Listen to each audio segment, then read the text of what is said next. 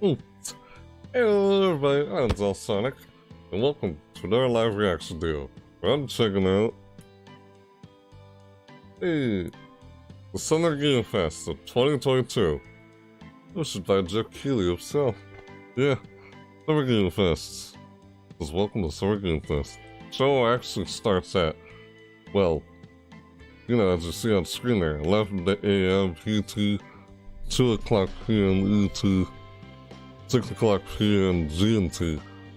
Well, it's actually at 1 o'clock Central Standard Time for me. CT for me. You know, it says 2 o'clock p.m. ET. So, that's close to my time. Like, for me, it starts at 1. So, whatever your time zone is, that's when it starts. So, yeah, of course, they start a little early before it actually begins at, you know, what it says here on screen. Like, hey, can't wait to see this. You know, considering E3 doesn't happen this year until 2023, E3 is not going to return until 2023, as in being live, like in person or digital showcase. So yeah, it's those summer showcases, you know, those game showcases. Yeah, like what they always do, E3, you know, like Microsoft, Bethesda, or Devolver Digital. Gonna be checking those out again this year, like I did the past years. So I wait to see what we're gonna see here in Summer Game Fest. What is Geoff Keighley gonna show us? Yeah, he was the host of Summer Game Fest. You know, the Game Awards and such. I've not reacted to that in the past. Let's see what they got for us. You know? What are they gonna show us? Yeah. What will they show us? We just will not know until we see it. I know I had my video scheduled like at 1, but that's when the thing starts. The thing actually starts at 1, but the whole video itself, broadcast itself that I'm reacting to, starts a little bit before 1. Yeah, he had it scheduled like at 12:45, even though it actually begins at, like you see here on screen. So they actually had the video itself start ahead of time before it actually begins at 1. 1 o'clock for me anyway. Like, was it? Yeah, there's another tweet from him just now. 20 minutes, it starts in 20 minutes. In 20 minutes from now, it's about to start. Yeah, I actually have the video, like, you know, it sets a reminder at 12:45. Yeah, they always start a little early before the actual video starts. Yeah, I would actually try to do that myself too. But yeah, was actually begin at 1, I want to say. Like, yeah, I start a little early too before it starts. Like you see here, it starts. I always try and do that. Like when I was doing a reaction video to like, if they only start like 2 New Genesis and they're like NGS's headline. Yeah, New Genesis headline for PSO2. NGS headline. That's what it's called. I always start like a little 5 minutes early before it actually begins. Kind of like what I'm doing here with this. This started way before 1. Yeah, they always do that, you know, so people can get ready to see it. Of course, out here I am reacting to it. And check out what they have to show us. So something like Call of Duty, like Modern Warfare or something. That was one of the games, I think. Yeah. And then one of the other games is probably that, what's that called? Multiverses game? That Warner Brothers game called Multiverses. I did a reaction video on that already, but it wasn't live or something. There's the trailer for that game. I think I see a bit of that for Summer Game Fest at some point. Yeah, I'm actually surprisingly interested in checking that game out. Like I said in that video. Weird, because it's a game over, like, they're not even video game characters, they're cartoon characters in the video games. Like, what the heck?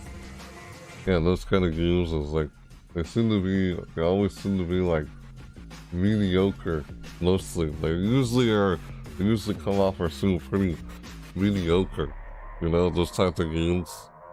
Like a game off of a TV show or like some cartoons or something is usually mediocre. It's like, oh, the way this, I'll have to look into this one. exactly how it turns out though. Because, oh, it's a fighting game. Platformer fighting games, that's what they call them. Huh, that's what they call them now. Like what Smash Bros. Was or something. Yeah. Huh. Well, we'll start at 11 a.m. PT, 2 o'clock p.m. PT, 6 o'clock p.m. PT. I don't know, I kind of felt like he was gonna do like, is there like a pre-show or something? That's kind of why I also started early, because the actual broadcasting that I reacted to, you know, I do this sort of thing all the time when I'm doing a reaction video. Plus, you could also call it co-streaming. I mean, it is co-streaming. What I'm doing is technically called co-streaming. Yeah, where when you're reacting to something, you're kind of co-streaming it. So, yeah, co-streaming the Summer Game Fest. Of course, that's what I'm doing. Pretty much. So yeah, I still can't wait to see what we see here. What will we see? Huh. Don't know. I wonder what we'll see here. I always kind of feel like it's a good idea to start early. You know, start early and just think about what we'd like to see before it actually begins. A little early. Yeah. Well, that's what happens when I do this live, you know? I mean, when it's recorded, it's not live. I wouldn't really start the video like this. It just gets straight to when it actually begins. But, yeah. Usually that's what happens. Because I know there's going to be something like a pre-show at the beginning of this also. So far, it's just really this. You never know what to expect. So, yeah, Summer Game Fest. The kickoff show, that's what this is. This is basically like the kickoff show. I know they're probably, of course, they're showing something called the Day of the Devs. That's another thing that's happening during the Summer Game Fest. Oh, there's also Digital Devolver, is that what it's called? Devolver? No, Devolver Digital. Yeah, Devolver Digital. They're gonna show that on later on today. I don't know if I might end up seeing that in the same video, or if I just like jump into another video after this one. Like if I end this one after reacting to Summer Game Fest just itself and just go straight to Devolver Digital and maybe another video that'll just take place after this one, or it might be within the same video as we're seeing here. I'll just have to timestamp it of when I'm actually seeing Devolver Digital in the same video. If it is in the same video, this same video, otherwise the video that'll happen shortly after this one, after I end this one, that I'm in right now, reacting to the Summer Game Fest. So, yeah, it starts at 1 for me. They always start early before it actually shows. Yeah, I can only wonder what we'll see, aside from the games that they already mentioned. Well, Geoff Keighley mentioned. This is the host of these things. It's like there's no E3 this year, man. But they still show their showcases, like Microsoft and Bethesda. That's later this Sunday. Yeah, this PC Gaming Show. I'm gonna check that out again too, like I did last year. Live reaction to E3 stuff. Check it out. It's always fun doing that. I like doing that because I do it every year, once every year. Summer Game Fest is like a little thing. It's not like, how do I put it? Look, you know what Summer Game Fest is again, but yeah. I guess it's hard for me to put in words what it is. Yeah. So. Right. Alright, can't wait till this actually starts. Yeah. I didn't know what to expect, even though this started early. This thing started early, so I started early along with it. You know? Yeah. It's like, in like 20 minutes is when it starts. Like at 1 or something. It starts at 1 for me, because what you see on screen, the different time zones. Different time zones. That's usually like around, like noon. right? It starts like around noon. Like 2 o'clock p.m. That's close to noon. 1 o'clock p.m. for me. Yeah. And then Target Fest. Guys, they showed Day of the Devs last year, which is a bunch of indie games. That's what I remember seeing. That's what Day of the Devs. Yeah, this thing called Day of the Devs. That's part of Summer Game Fest. Like, Devolver Digital is also part of Summer Game Fest. I feel like it's still going to be part of this. That happens at 5 o'clock. 5 o'clock p.m. for me. But I think it's actually at 6 o'clock p.m. Eastern time. So it's 5 o'clock Central Standard Time for me. When I see it. So Summer Game Fest starts at 1 p.m. until 4 o'clock p.m. for me, my time zone. So here it says, 11 a.m.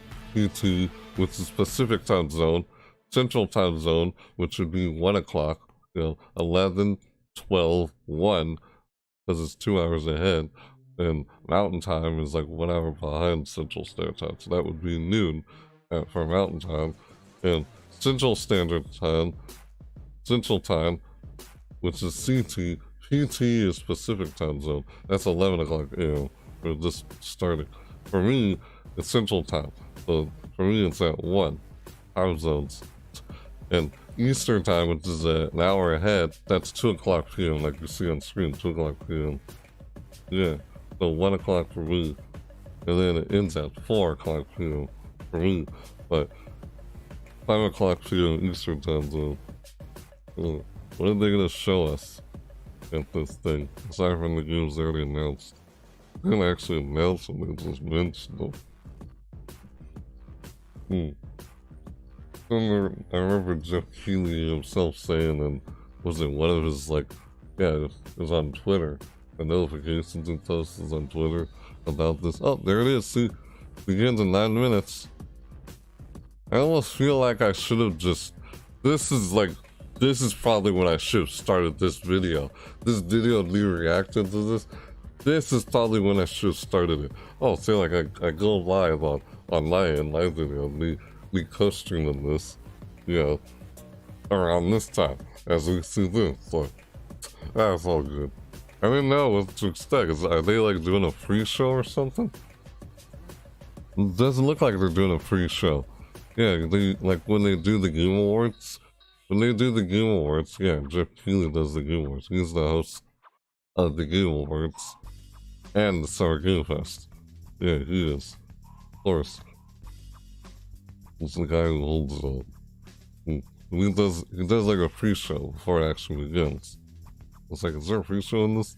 Well, I thought it was a little, have the video start early around 12:45. It actually begins at 1. It begins in 8 minutes. So, yeah, and you're seeing this live. Yeah, I guess if someone's not seeing this live, they'll probably be able to skip to when this actually begins, because I'll try and timestamp this. So you don't have to sit through this part. You just jump straight to it. And that's what I usually try to do with my videos. It doesn't really happen with all my videos, but of course it'd be helpful or nice to be able to jump to a certain point of the video. I always try to at least do that for all my videos when I can find the time to do it. Otherwise I kind of move on to the next video, and I can't. Because trying to put in timestamps in the description below the video, it's time consuming. So time consuming, it's like I've already moved on to the next video and I can't get to doing it for the next one. Yeah. What games are you most excited to see?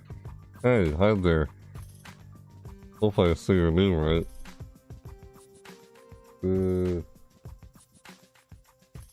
Zerby? Is that how you say it? How you spelled it? Which games I'm most excited for?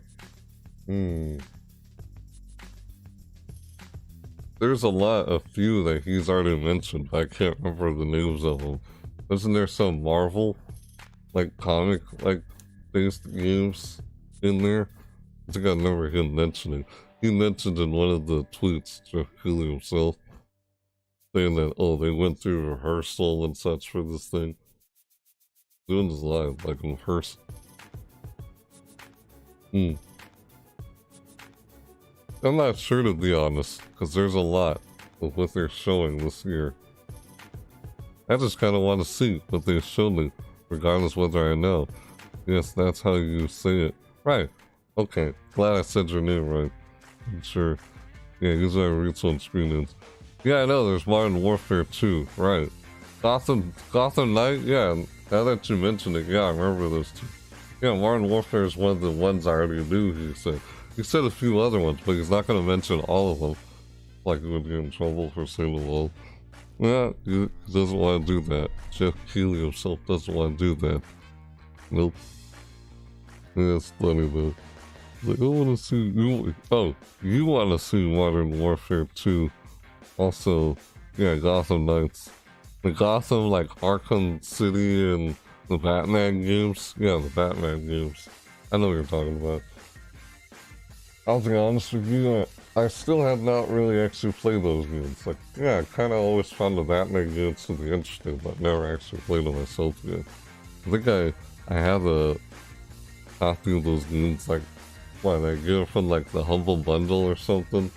I think I had them lying around from Humble Bundle on Steam. Like Gotham City or something, what was it called? Like Arkham Knight or something? I forgot what the fast Batman games were called. I think I have one of them or something. I just haven't actually, like, downloaded it or something yet. Like, you know, kind of like a bunch of other games that people have in their Steam library that they have yet to play, you know? That sort of thing. It's funny. Ugh. My mouth gets dry.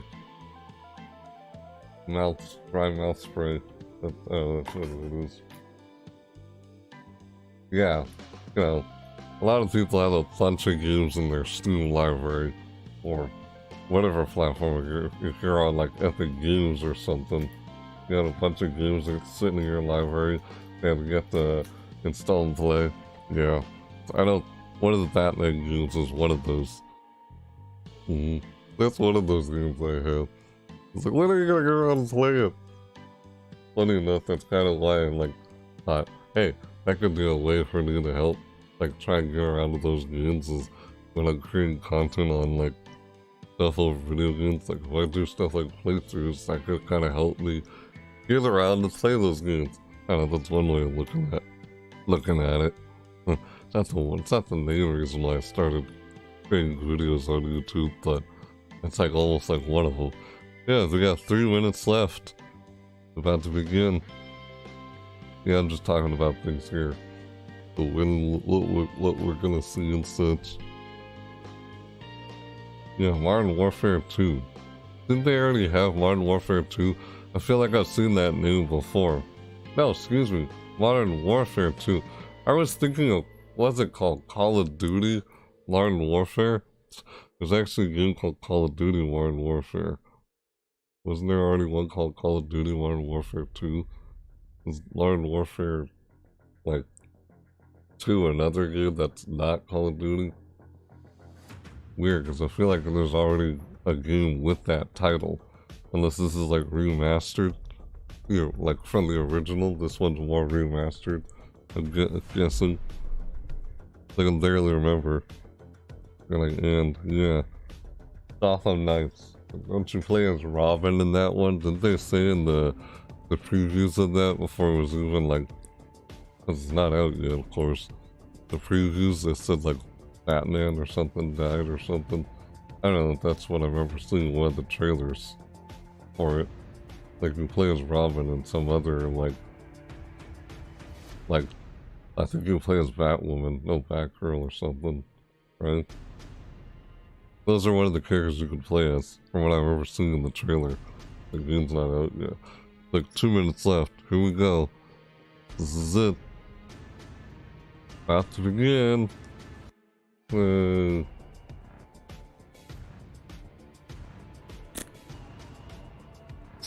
What are we gonna see? Yeah, I know. That's why I remember hearing in one of the trailers, Batman died. They showed that at, did they show that, what's it called? It's not Comic-Con, it was like DC or something. DC Comics or something. It was kind of like Comic-Con, but it wasn't. It was like a showcase, a live showcase. That's kind of like where they show all things DC Comics. I forgot what that was called. And they mentioned that game during it, if you know what I'm talking about. I think it was a DC comic or something. If you know what I'm talking about, if you saw that earlier, it was last year. If it wasn't this year, yeah. Because I remember one of the trailers that said Batman died. You play as the other characters. Yeah, you're playing as the sidekicks, right? Exactly, and you're playing it as his sidekicks. Yeah, they didn't show much. So on there, it was trailers, and I guess some gameplay or something like alpha, spring build. If it wasn't in the gameplay, I can't remember. It was just mostly trailers. Yeah, 1 minute left. 59, 58, 7. I gotta count down. Funny. Could. Yeah, I just like seeing this. You know, like I did with the past years with E3. Yeah, I did like reaction videos over E3 in the past. I started doing that since. What year did I start doing that? That was the first year, like, dang it. I think it's like 3 years in a row or something. This is like the 3rd or 4th year of me doing it. What is this? Oh, my phone. Ah, my phone's trying to notify me about it. Yep. My phone itself tries to notify me. Oh, here we go. This is it. Let's do this.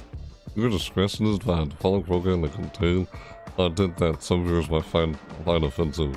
Yep. Yeah, my phone just trying to notify me about this actually starting. Here we are. Hey, there he is. Here we go. Hello, Geoff Keighley. everybody. I'm Geoff Keighley, and this is Summer Game Fest, a live showcase of what's next in the wide, wide world of video games. We are live here in Los Angeles, so whether you're streaming from home or watching inside an IMAX theater, welcome to our showcase event. Over the next few hours, we'll give you updates on the games you love, be joined by special developer guests, and yes, have a few surprises along the way too. Now, what I love about this show is that it's a true cross-industry showcase. Whether you play on Xbox, PC, PlayStation, Switch, or mobile, we'll have games for you. It doesn't matter your platform of choice. We're all here to come together as one community that simply loves the art of amazing video games. The biggest franchises in the industry are here, like Call of Duty. You'll get introduced to exciting new worlds and new teams, and we'll make room for small independent developers who we think deserve the spotlight too. If you do this right, hopefully you'll discover a few new games to put on your wish lists. And even if you don't get every announcement that you desire, and let's face it, you're not going to get everything today, but we've got a lot of great stuff. So let's get started. Not everything. Over 30 years ago, Capcom Street Fighter hit arcades, and ever since, this legendary Japanese fighting game series Street Fighter has continued 6 to evolve. Street Fighter 6 is coming in 2023, and right now, we're excited to officially confirm a character coming to the game and show you the exclusive first gameplay footage. Enjoy. Talk about what we've already seen. Yeah, Chun-Li in there. Yeah, the way that looks. Street Fighter 6. Oh, here's more of it. I saw already seen some of the other trailers. I know I never did a reaction video on. Let me have some fun. Let's get this mission started. Hey, Kyle, that guy. Huh. We can say like Sonic Boom or something. That attack he does. Lots of punches. There's Ryu. He's got a beard. Ryu has a beard. Yeah. What the heck? What the heck? There it goes. Oh! Hurricane. That's what it is. Oh! Yep. Oh! spamming.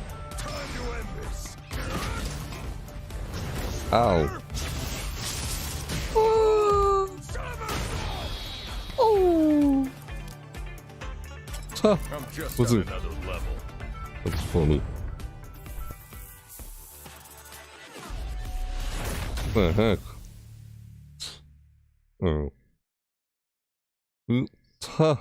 That's funny. The trailer. So that guy is in the game. One of the past characters. I'm just on another level. All right. Next, it's time for a brand new game announcement here at Summer Game Fest. Check this. Reverse.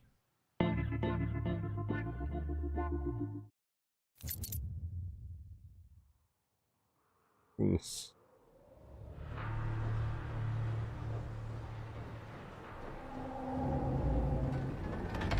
Sergeant Leo Alvarez of the CM Left Recon Squad. Our mission was to enter the Tantalus base, locate the ComSat relay, and bring it back online.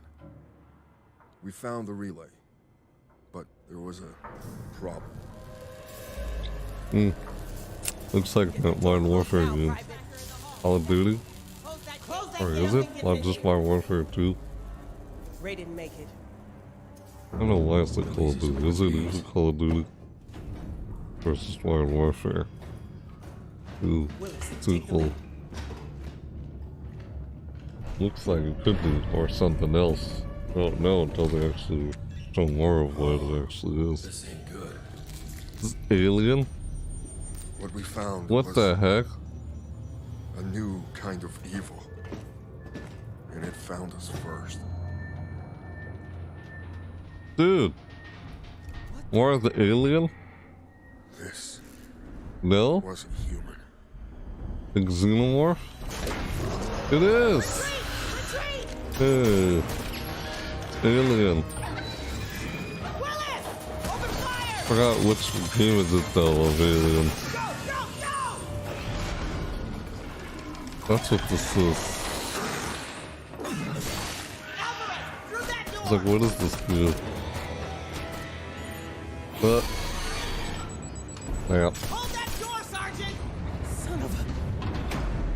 What? Hold that door, then hold the door. I don't know what I saw in there, Oh, but I know when I close my eyes, I still see it. Oh snap. Everyone was dead. What? And someone needs to know.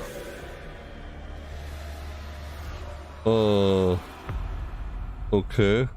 He wasn't actually talking to anybody there. He was talking to people who were already dead there. Dark Descent. Aliens Dark Descent. That's what this is. 2023. I like the Alien series. Cool. Peace. That was Aliens Dark Descent, and it's coming in 2023 to console and PC. Next, 2 years ago at the Game Awards, we revealed the Callisto Protocol from the creative forces behind the Dead Space franchise. Today, I am thrilled to get to show you the first raw gameplay alongside its creator, Glenn Schofield. But first, here's the quote-unquote Schofield cut of the brand new trailer with a little more gore. Oh, a little more gore. This is, uh-oh, yep. Ooh. Dragon distance. Grafton. Take a look outside. Did you know that they call Callisto the Dead Moon? Dead.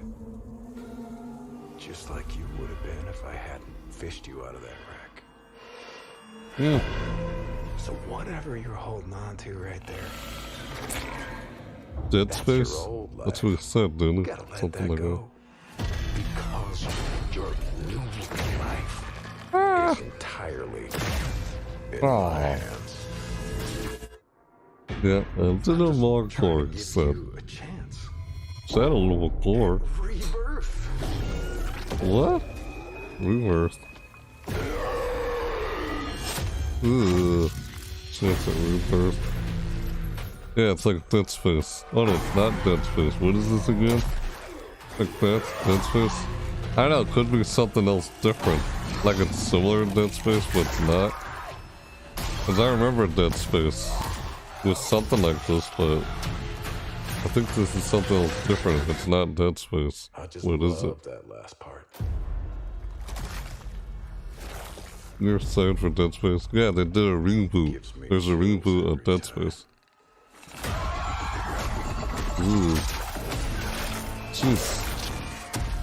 These are like zombies, actually. They're not really like the same kind of creatures we saw in Dead Space, remember? These are a lot different. Because they weren't like this in the actual Dead Space games. You know, they're rebooting the Dead Space games. Ooh. Oh. Come on. Welcome Ow. to your new home. Yeah, this isn't Dead Space. It's called Callisto. The Callisto Protocol. That's what that is. I know it kind of looks like Dead Space, but he mentioned Dead Space, didn't he?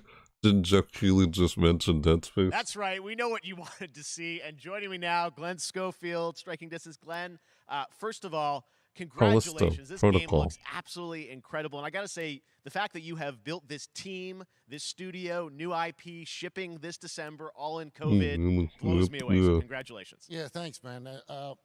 Thanks for having us. I didn't know if it was Dead Appreciate Space. Jeff. Looks like Dead Space.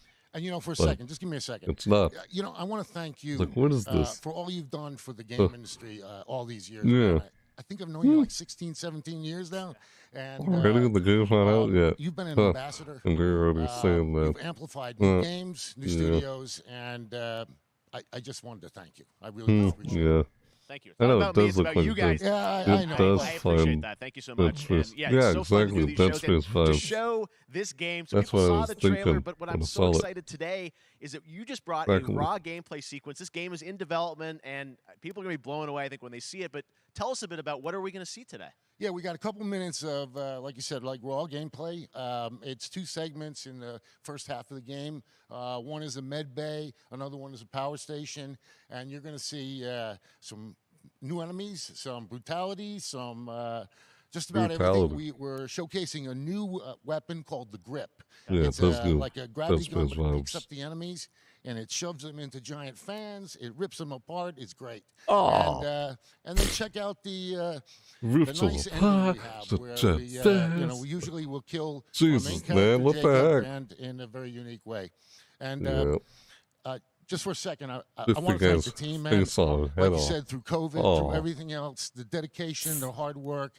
You guys are amazing. Thank you very much. Oh, well, Glenn, I got to You're say, welcome. again, you know, what you guys are Right. shipping this year, this looks like a world-class next-gen game. You can see him standing rare there in the that teams are background. bringing something out like this year, and let's let the This footage is speak for itself. inspired by Glenn Dead Space. Schofield, Striking Distance. Here it is, the first gameplay of the Callisto Protocol. We go. Yeah, it does look like Dead Space, big time. The guy in the suit and everything. Maybe it's inspired by Dead Space. Didn't Geoff Keighley say something who mentioned Dead Space? You know, it's not Dead Space. I thought he mentioned it. Oh.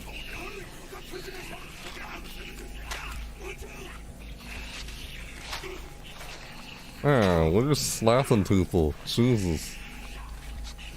Oh. Like a what happened previously thing. Oh, and the guy's actually lying there still. There's a health bar in the back of your neck. This is actual gameplay. Just gotta go crazy and attacking everyone. That's fair. Oh.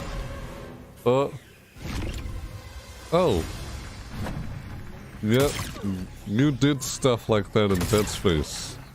You had something just like that. Yeah, this is a lot like Dead Space, but very different in its own way. Similar yet different. You had a weapon like that in Dead Space, if I remember. Jesus. The weapon itself is similar to Dead Space. Weapon. Inspired by Dead Space. Jesus, like beating with some kind of club. Oh. Jeez. Yep. Oh!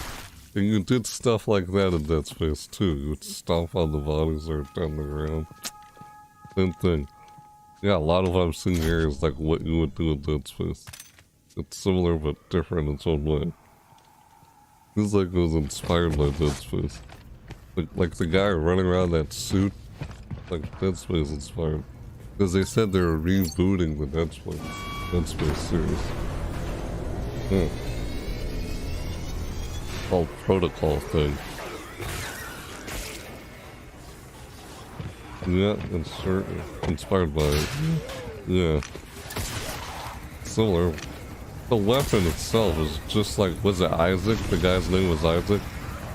That weapon is just like Isaac's weapon. It's just like the same kind of weapon. He was an engineer or something, the original Dead Space dude.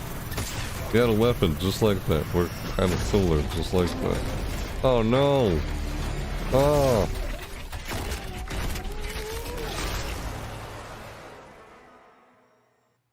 Oh my god. That just happened. All right, moving on. This October, Call of Duty Modern Warfare 2 arrives. Infinity Ward is once again returning to its roots for a modern-day action game, and today we're about to show you the it does look similar. Of its gameplay with a level playthrough. To tell us more, let's head to the port of Long Beach to check in with Johanna Ferris, the head of Call of Duty. Ouch. That sucks. What happened to him? Ooh, here's Call of Duty. Here's the Modern Warfare. Modern Warfare changed everything. Yep, it is gory. On October 28th, we usher in a new era of Call of Duty with the launch of Modern Warfare 2. We are back, we are bigger, and we are bringing the entire team. Price, Gaz, Soap, Alejandro, and of course, Ghost. We needed a stage big enough to debut Call of Duty in a whole new way, inspired by the world we're about to enter.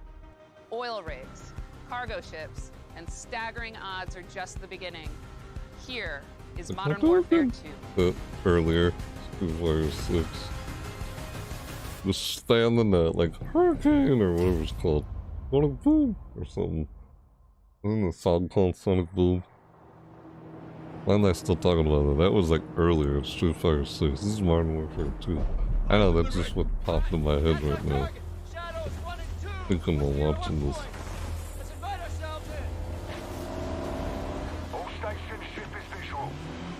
Yeah, here's the Modern Warfare game we're talking about. We board, clear, disarm that missile. Be ready for anything. This could be a trap. Actual, we're set. Copy, get to work.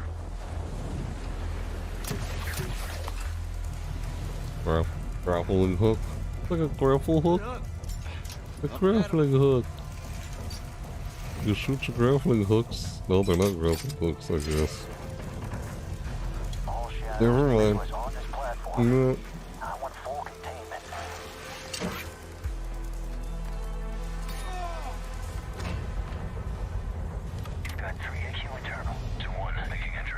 Full containment. Oh, just fighting back there. Alright. Oh, the door. Careful, you barge in, so it's gonna be on the other side. I get ready to shoot at him. Right? Yep. As I figured. As I thought that was something like that was gonna happen. Room clear. Coming out. Yep.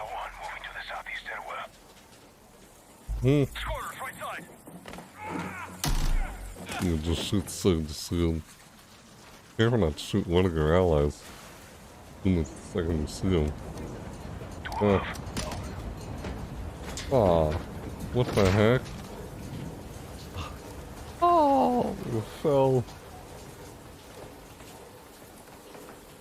Or on the red side, don't move.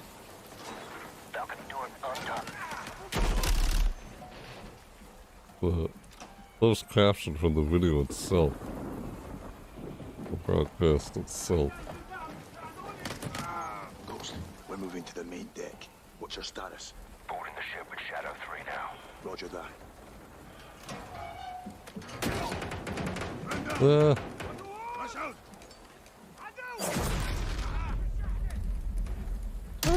Trigger nigga. Mm. We need to move fast. All shadows, force out. I want eyes on that container now. 2 copies, moving. It kind of reminds me of Rainbow Six, or what's it called? Was that game called Rainbow Six something? You know what I'm talking about? That's what this reminds me of. Kinda, the gameplay. I said the name right. Kinda, or like, the gameplay. That's what I'm talking about. Yeah, it's Modern Warfare.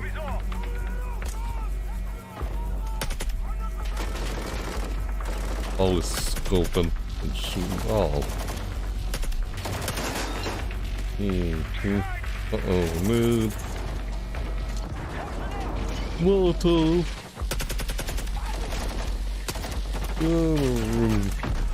Oh. That blew up. Yeah, more explosions. Michael Pratt explosion.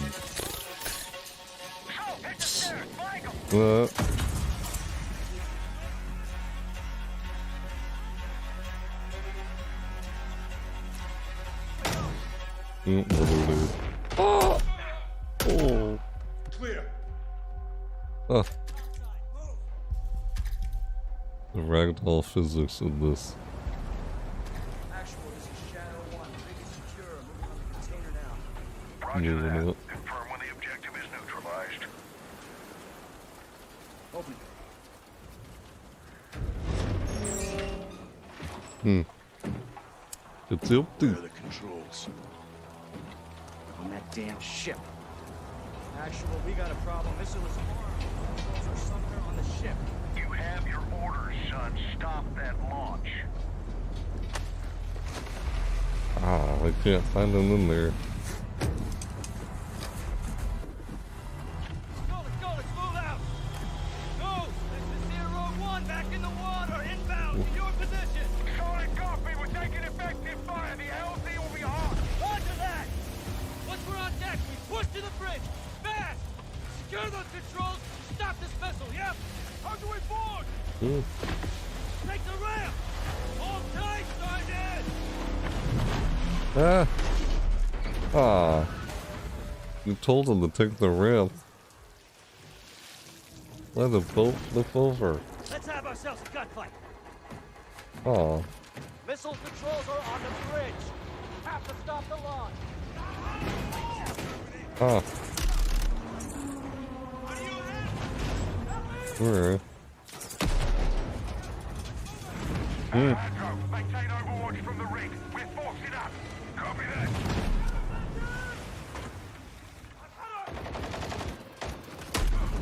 Oh. That one. Ah. Reloading. There's a shotgun. There's everyone. Yep. Oh. Oh.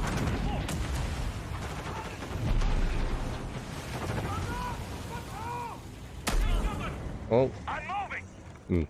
Containers are the only cover we have. Just don't get caught between them.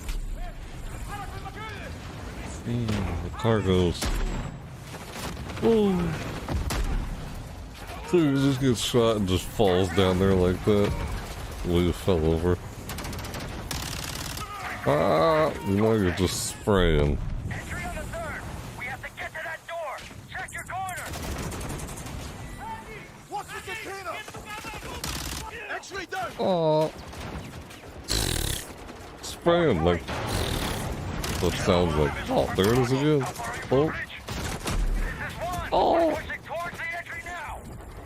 Like a assault rifle. Now a shotgun again. It's something like that. Same kind of weapon. It's an automatic weapon and a semi. Visual on bridge entry. Check it. Controls are internal. Oh, bomb. Right, stand back. Shadow 1 going explosive. C4s. They look like C4s. Shouldn't you be backed up a lot more than that? Oh, okay. Huh.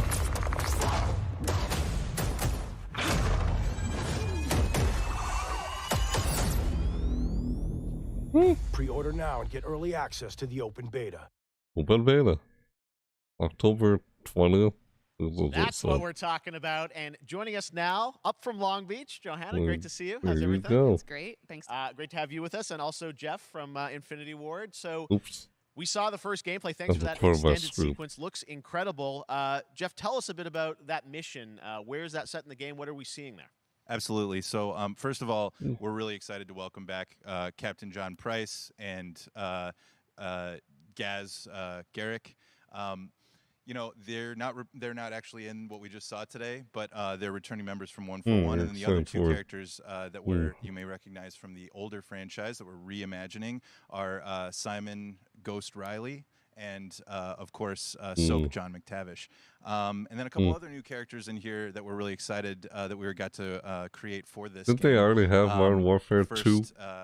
Commander Philip I Graves. feel like they've already had a and, sequel to Mexican this. Special Forces Colonel Alejandro. Why they And just Alejandro, now have like I a say, sequel? It's a character we're really Like a excited about. reboot? He's a guy who's super capable and a guy who's just It's as like a important as Task reboot or Force something. 141. But Remastered. as far as the level's concerned, you know, this I got a shout out to IW. You know, this was a tremendous collaboration across all of the different disciplines. As you saw, everybody coming together. Some really motivated devs here, and you know, you saw the wind and the animations and the awesome sound design, and of course our new water tech, which is actually pushing the boat in different directions. It's creating a physically dynamic environment, allowing for the cover you were seeing. In certain cases, you could be behind cover, and then suddenly that cover would shift and leave you exposed, but it also leaves the enemy exposed, creating this emergent gameplay.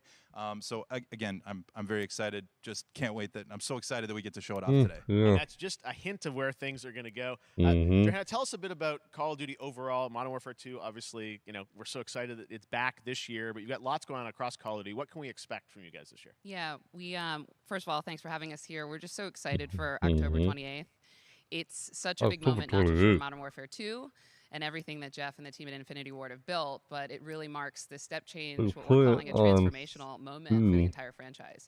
The You're newer going to see incredible Duty rendering, games incredible graphics, weren't all the things just on within here the game before. itself, built all on one shared engine now across Warzone and They are Modern Warfare now? 2 going forward. Of course, there's a lot of Yes. chatter and interest about the new Warzone experience. We're affectionately calling it Warzone I see. 2.0. There will be a standalone Yeah, I've experience noticed with some of Warzone them for on current Steam. existing players Call as of Duty well. games. So we're going to sort of feed the entire community there. But all eyes on the 28th. And again, I think the collaboration's just been incredible. Everybody's so excited for Task Force 141.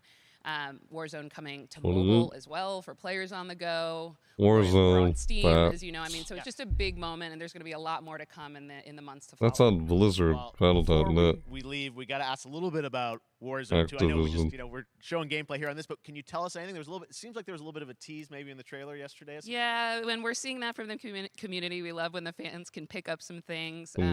Some chatter about maybe seeing high rise and other elements, but we will get into the details of Warzone 2.0 for sure. It will be an extension of the Modern 2.0. Warfare 2 universe. So all the more reason why we think this game, this moment is such an important title for all of us looking ahead. And like we said, we're having a bold vision around the entire future for the franchise. So we're in position. We're really excited.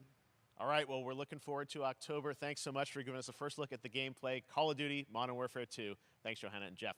All right, well, we've got lots more Summer Game Fest still to go, and now it's time to announce a classic PC gaming franchise is coming back with a sequel over 30 years after its first release. I loved this game when I was growing up, so I'm honored to share this very first look. Oh? What is this? Something from way back then just brought back as a sequel after all these years, 30 years later. Return of... It's an iconic franchise.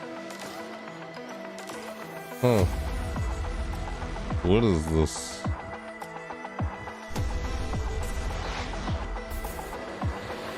Huh. The fight continues.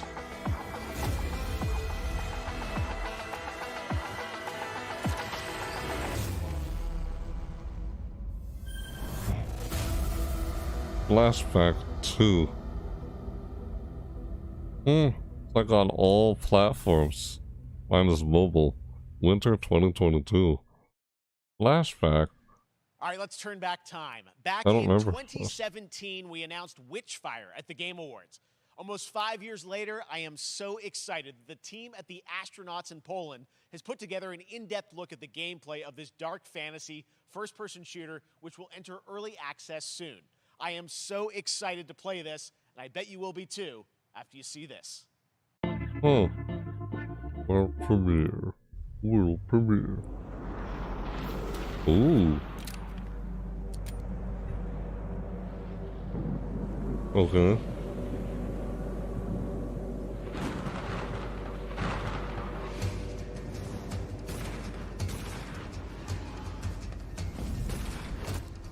Ah.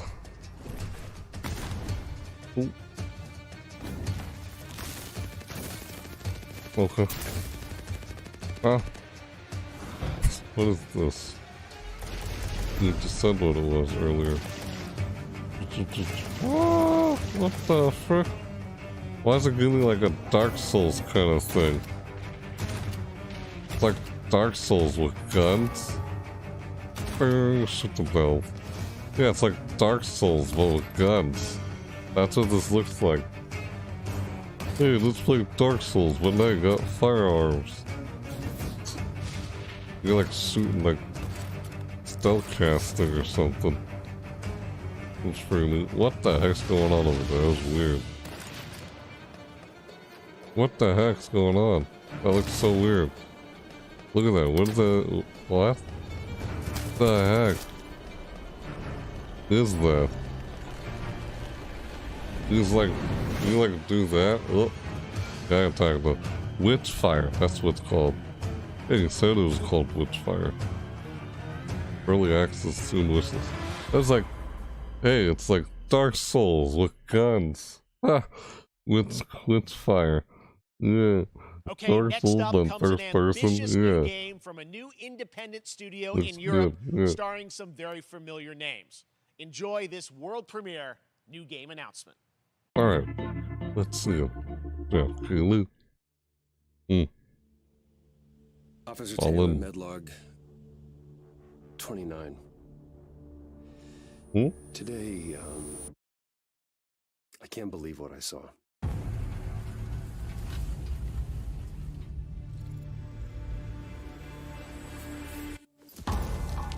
Solace, everything okay in there?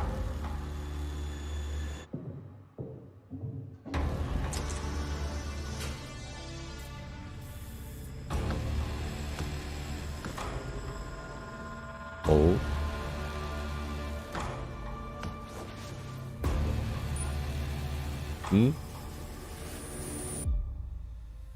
Oh. In space. In space. No one can hear you scream. In space. Uh-oh. In Something's space. going on here. And I need to find out what it is.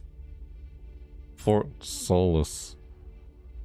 In space, no one can hear you scream. It's in Steve. Wishlist on Steve. I don't know why I That's said something that. brand new, and look who it is. It's like Troy Alien and or Roger in something. person. Guys, this is so fun. The fact that you're working on a game together. More What Dead a Space. cool No. Team up. Welcome to the show. Space. Good to be here. I got to ask you guys, who are your characters in this game? Fort Solace. I get to play a character named Wyatt Taylor, who's a medical officer who's stationed at this base, Fort Solace.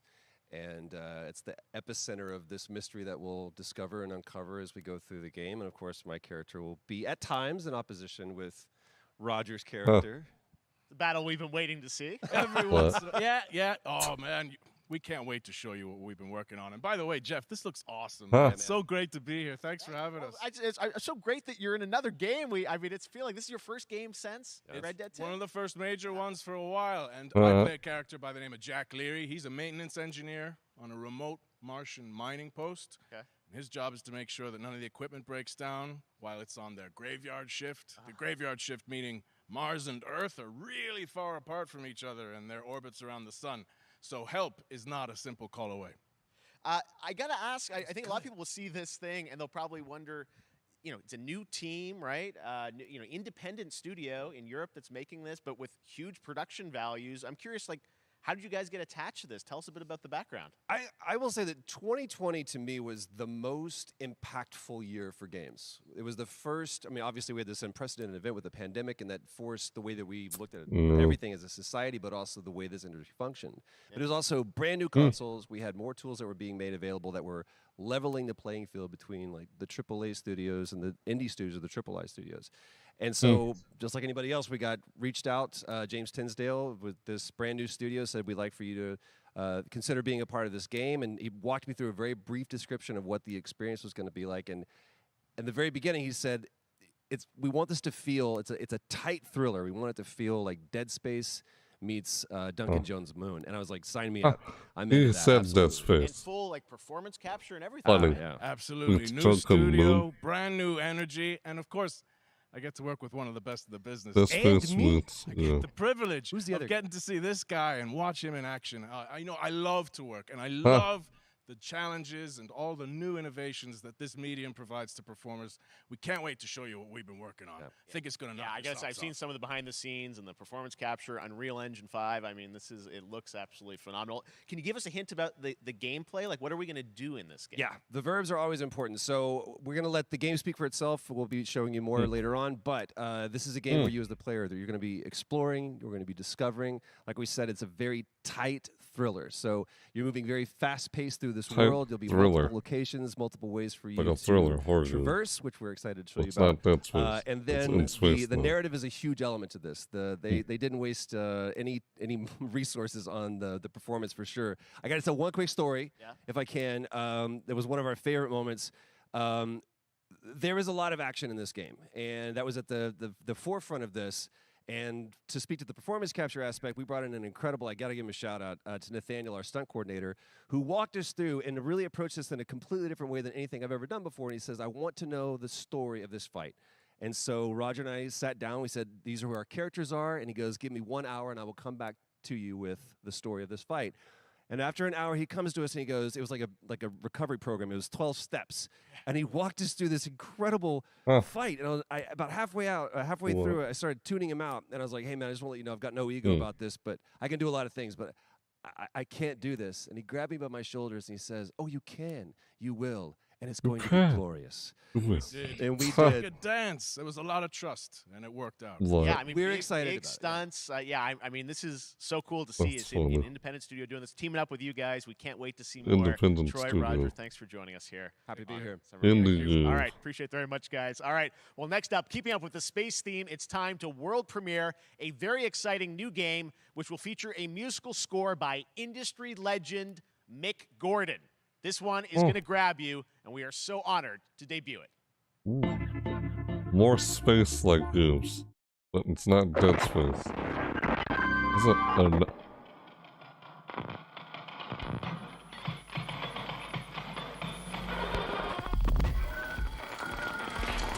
What the frick? The fish is like going nuts on the floor. What the heck, man? More space.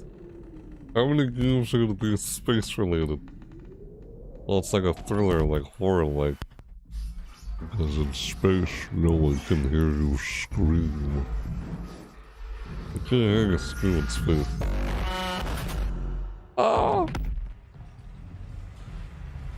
What is this? Why does that area look familiar? Oh, okay. Like a little videotape in there or something. That looks weird. Oh. Okay.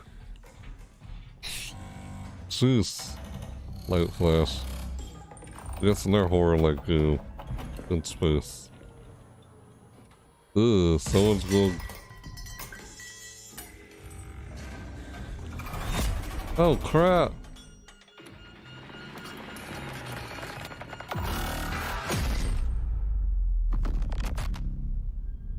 Route 2?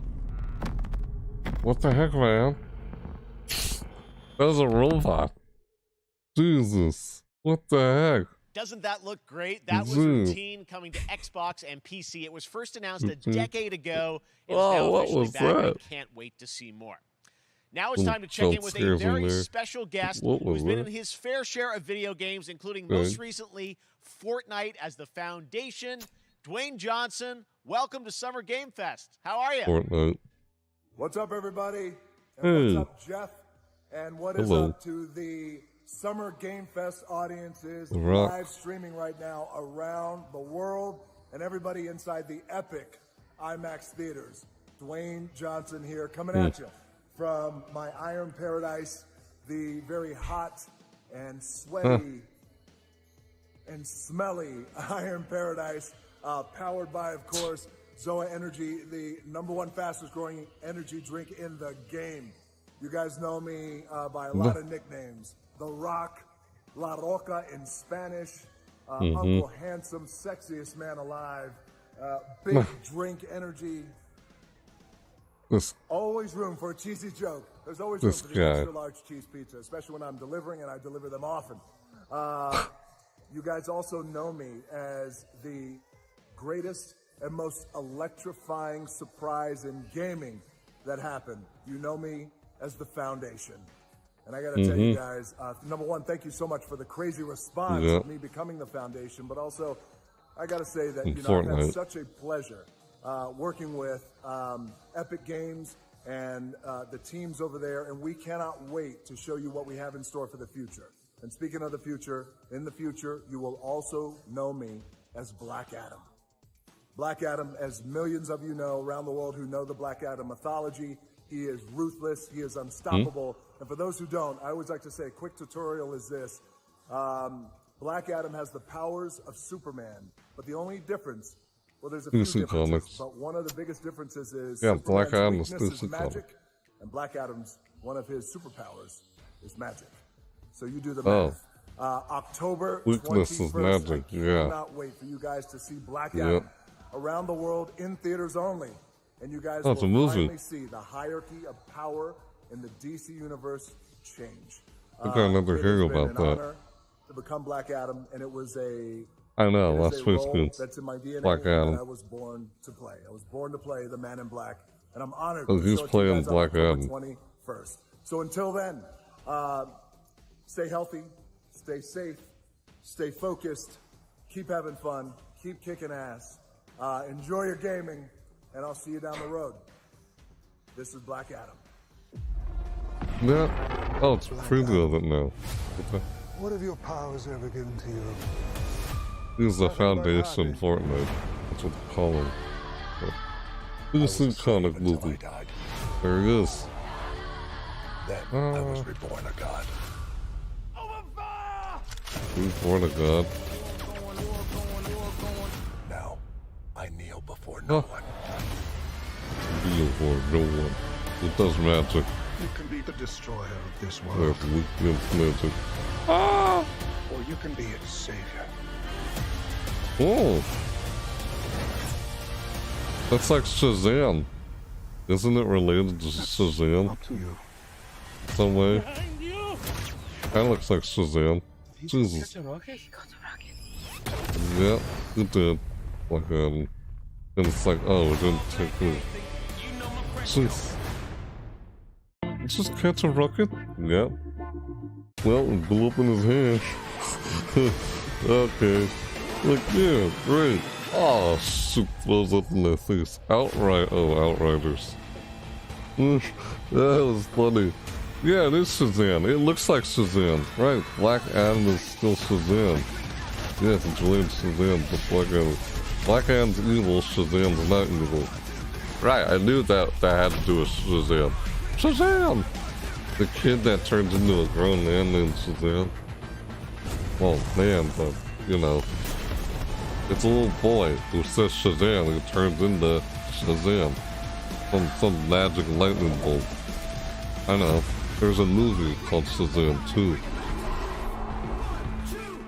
Black Adam, this has to do with Shazam also. It's all Batman. Jesus, what the heck? What is this? Weird looking monsters. Hey, they said what this was. I think I saw already. Outriders. Ah. Okay. You're movable. unbreakable. Alive. Ah. Oh. So brutal. Brace for impact. Outriders World Slayer. Is that like an MMO or something? That's a new game, right? Outriders broadcast tune-in for in-game reveal June 10th. Do more on it. Oh, Nintendo Switch game. Coming soon. 1, 2, 3! Hey! Let's cut that. This is this. Last this. Capcom Fighting Collection. Yeah. Xenoblade Chronicles 3. A lot of people didn't like Outriders. I thought it was fun. Yeah. I've heard about that. Something like that. What's going on here? The crown. Oh my god, really? Oh guys. Because you see a crown, like, oh sure. Because it's going free to play. The game is going free to play on June 21st. Yeah, that's what this is. Splatoon 3, yeah, I know, right? Splatoon. What the frick? I can believe I still have not played that game yet. Oh guys. Like, yeah, what the frick? I'm out of here. Earlier just walks up. Yeah, it's like that. Like, what? You're stuck. The way they sound. They get nailed. The freaking hot dog. They're like, what the heck's going on here? Oh, they start laughing and they say, haha. That was weird. Yeah, I'm like, what the heck? Same reaction. The green screen show stars. Okay. Ow. Oh, good. Season 1, free for all. Available June 21st. Yep. That was free so play. Fun to see Courage and Ray in that Fall Guys piece, and you can play and download Fall Guys for free. Like, starting what? June 21st across all platforms, including Nintendo Switch, Xbox, PC, and PlayStation. All right, back to another new game announcement. We're going to announce a brand new game and universe from a new team of legendary developers. Check this out. Yeah, I don't like how Epic Games is taking it off of Steam, but it's all going out free to play on all platforms. Why do they do that? Yeah, that's what happens on June 21st, unless you already got a copy of the game on Steam. All guys. Because it won't be on Steam anymore, because it's on Epic Games Store instead. Well, it's also on other platforms while free to play. Just like Rocket League. When they're doing that. What's up, everyone? Hey, Bob. That's the seal, Bob. Will it be free on Steam? Well, that's the thing. It won't be on Steam anymore. You know? Unless you own a copy of it, you still have it on Steam. And you're still able to play it. You know? Because Epic Games is doing the same thing. Like, with it, remember Rocket League? Rocket League used to be on Steam. Now it's no longer on Steam because it's on Epic Games and all other platforms. Unless you own a copy of it, you can still play it on Steam. Just won't be able to buy it again on Steam. It's just the thing that Epic Games is doing with the game. They did the same thing with Rocket League. Now they're doing it with... What is this? Like some explosion just happened. What the heck? Huh. I have it, Command. Repeat, I have it. Mission accomplished. Some kind of shield? If you have on Steam, you'll still own a copy of it, still be able to play it. You just won't be able to get on Steam anymore when it goes free to play. Fall Guys. Yeah. Sucks. Like, unless you already have a copy of it, yeah. You can just get it on other platforms, it's just free to play. Hang tight, Doc. I've got this. It's just like what they did with Rocket League. When Epic Games decides to buy it. Yeah. What is this? Giant aliens that the person just got in a mech suit? Like a devil like thing. Just shooting at it. Like some kind of shield you had before. What the? The mech? Uh-oh. You mother. It blows up. Glad you could make it. We gotta move. Now. There's a storm coming. Oh, that thing came out, and she wasn't in the neck. The mech was piloted. Stormgate. The mech was piloted by someone else, unless that thing is like a robot. 2023 beta. 2023. That's like next year. Play Stormgate.com. There's a little trailer for it. There you have it, Tim. Congratulations. Stormgate is real. Right. We have a name That's and for some now. details. So once it goes free to play, you won't be able to buy it on Steam anymore unless you already had a copy of it. You still own it and still play it on Steam, just like Rocket League. That opened during a massive solar Epic Games is doing that. Unleash the infernal host. Since it's on Epic Games and every other platform else free to play on June 1st, 21st. I mean, you know, you guys coming from Same Blizzard, thing with Rocket StarCraft, League. everyone wants to know about races. That's what they're doing with Fall Guys. Yeah, once it goes free to play. Like, yes, you can still get it on Steam right now. Until June 21st, it won't be available to buy on Steam. That's why I play it. Intro cinematic. Because of the and games. then also the That's infernal why. hosts, who are these demon-like monsters who come from another world. Even like monsters. One thing everyone wants to know about, especially your Okay. background pedigree of the team, of, you know, where do you want to push Yeah. the RTS genre? It's something we've all loved for I know, it decades, but, sucks. you know, opportunity for a lot of You're gonna have to innovation. play. If you want I to know buy it you're on gonna show us, Steam, I you gotta think, get some it now hints of before it where goes you're free to gonna play. go image-wise with the actual Otherwise, gameplay won't be made in able to Unreal play it Engine, on but Steam any sense of even what when you it wanna goes free to do for play. the gameplay Because you'll of this only game? be able to play on Epic Absolutely. Games Store But the and first thing every I other wanna say platform is that's on we when it's are free to very play. consciously trying to stay Yeah. true to what players I know. already love about They RTS. already did that with Rocket League. Where we're really trying to push the genre and be So innovative. unless you already have a First copy off, of it on Steam, you can approachability. still play it on Steam. For one thing, we're free to play. Just but new people no pay can't to win, no buy it on NFTs, Steam. nothing like that. Or Just even though it's free to lower play. that barrier to entry to get players in. But we're also really trying to be a lot more social. If you you'll be still able want to to play go the on Steam. campaign Yeah. cooperatively. You have to get We've it got before June three-player 21st. open-ended co-op, and we've even got You'll still be able to 3 play it versus on 3 while for it's free to play. competitive You'll still be able to play it multiplayer, on but of course, Steam. we've That's what I'm also saying. still got 1v1 competitive. And it's a little Real surprise, I co-op, think we've got some the first kind competitive of work in multiplayer. progress images from the game, right? Yeah, these are still very much still being worked on, but some shots of actual assets that we're building in Unreal Engine 5. Wow. Well, I love it. I know. 2023, you said for the beta, so people can sign up now. Like, oh, it's get free ready, to play. and I'm Once it's just free to so play, you thrilled that won't be there able is to buy it a on brand Steam. new It'll be RTS unlisted. franchise coming from you guys and your Unlisted for background those who don't have the in game. Blizzard and StarCraft. We're Like, you so still, excited about if you this buy team. the copy of the Brian, game, you thank you still so own much it. for You giving can us your still play announcement it today on Summer Game Steam. Fest. Thank you Just- so much for having us. Just can't buy it on Awesome. Steam All right, or Frost play it Giants, free to play on Stormgate, Steam. keep an eye out for it. Now it's Because time Epic for Games another bought the indie game game or announcement that something. I'm excited to share with you. Highwater. Yeah. Check this one out. The same thing is happening with Fall Guys. Good morning, Highwater Anyways, dwellers. Highwater Pirate let's Radio watch keeping this. you in the know with our flow. Alphaville authorities continue to deny false rumors that Alphaville elites are planning to evacuate to Mars. True or Yes. not, the one thing we can't deny is that the world ended on a sunny day.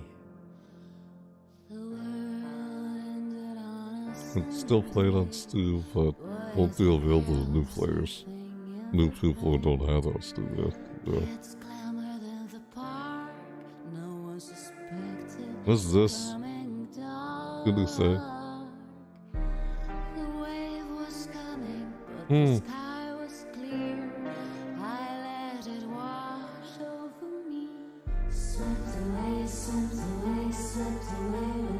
Oasis?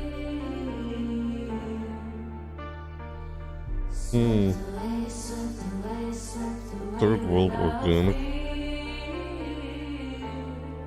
Is the whole world underwater or something?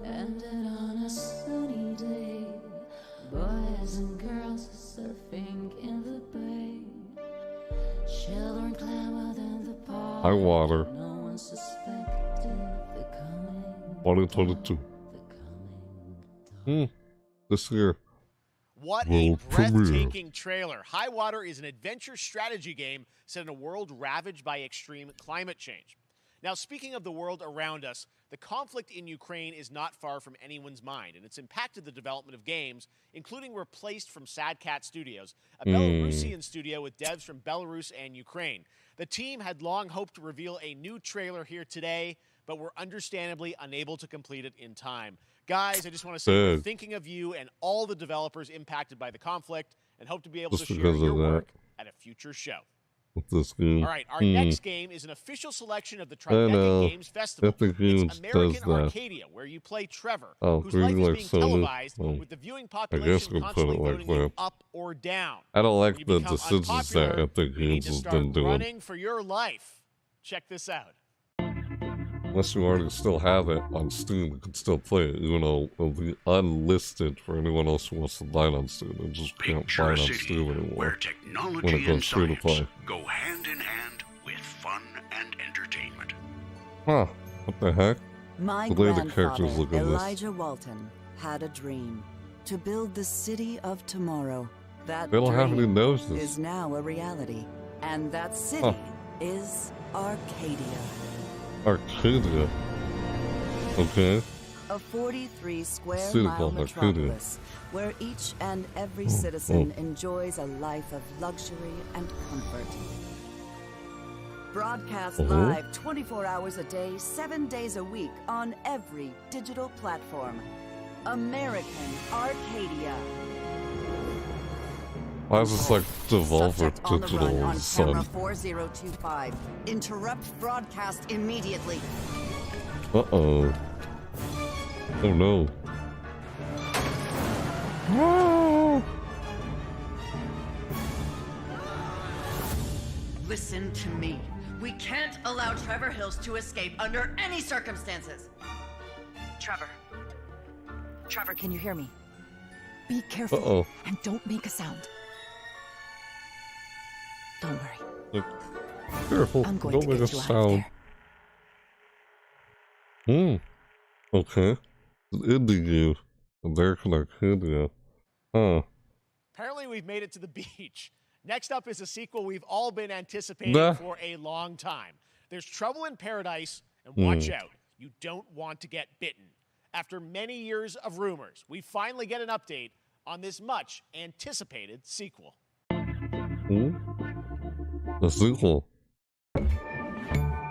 Oh, Epic Games Store. Coffee presents Coffee Stain. I had a game that was made by Coffee Stain. I just can't remember the name of it right now. This is Zombies or something. There's a sequel. He's jogging and there's like a bunch of things going on in the background while he's jogging.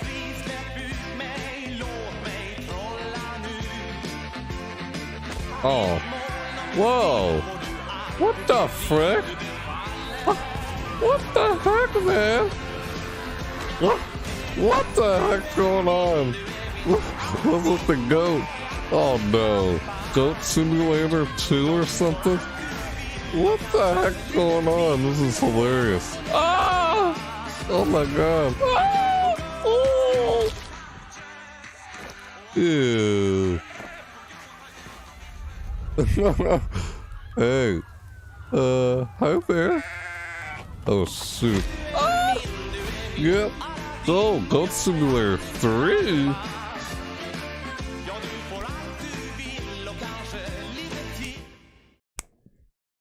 That's hilarious. That was Goat Simulator 3, and it's coming later this year. Where's Goat Simulator 2?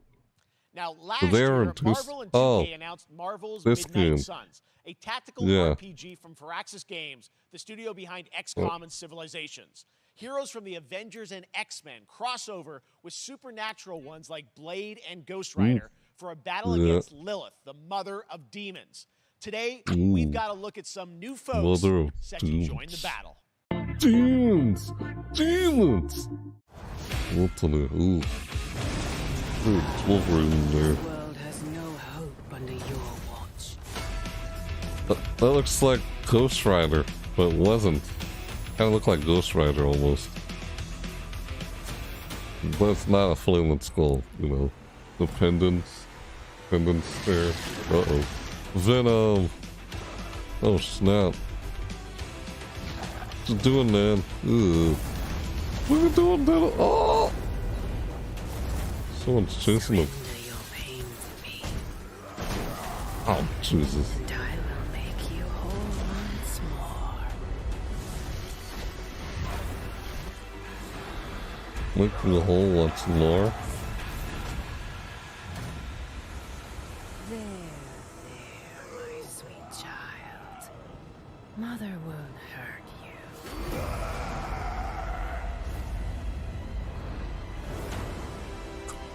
The heck? Spider-Man. Parker luck. I'm gonna need some backup. Oh. Okay. Oh, what's that? Change the suit all of a sudden? That's Blade. What?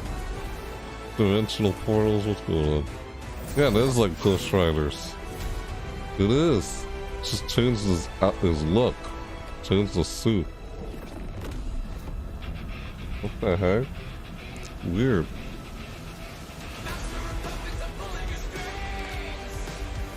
Well, what happened to Venom?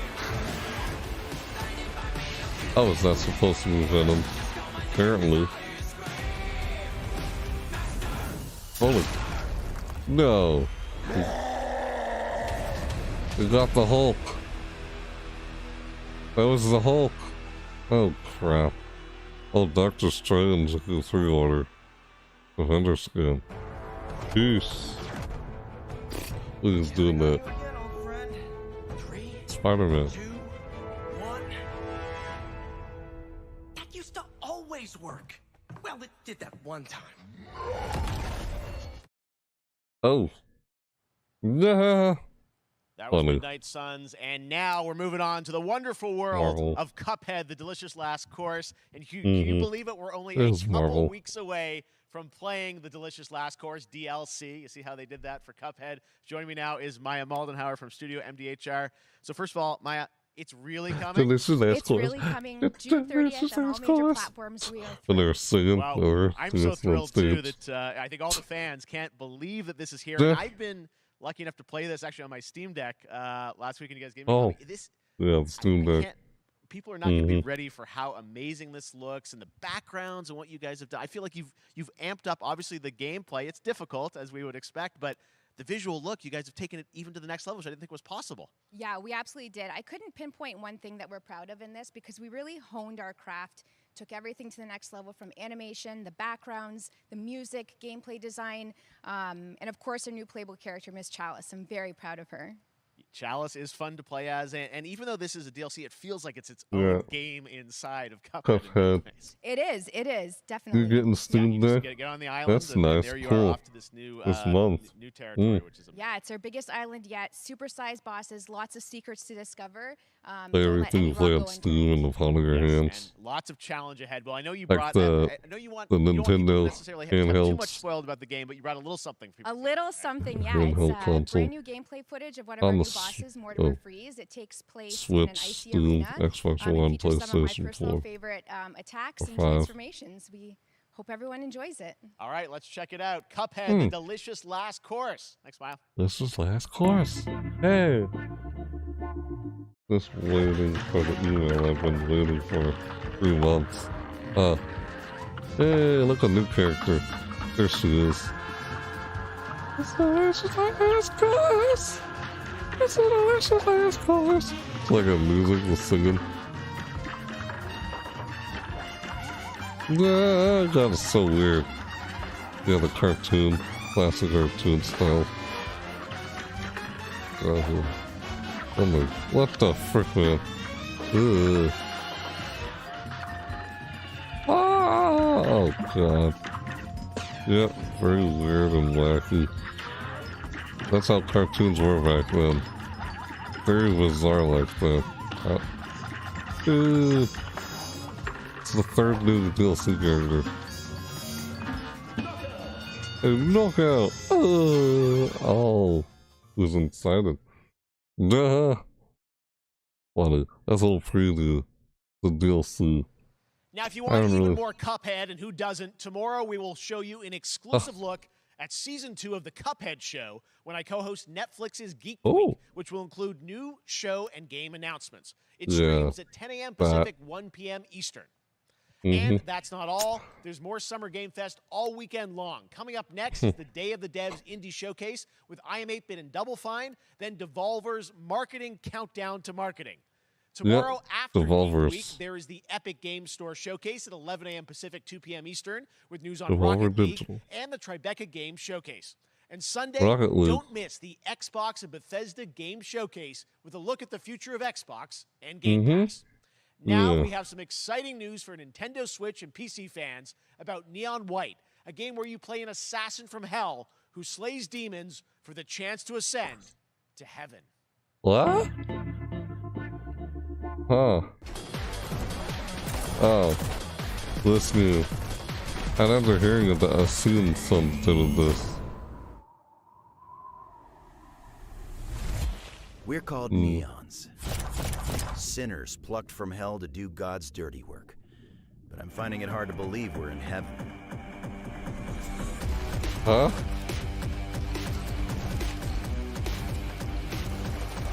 Oh.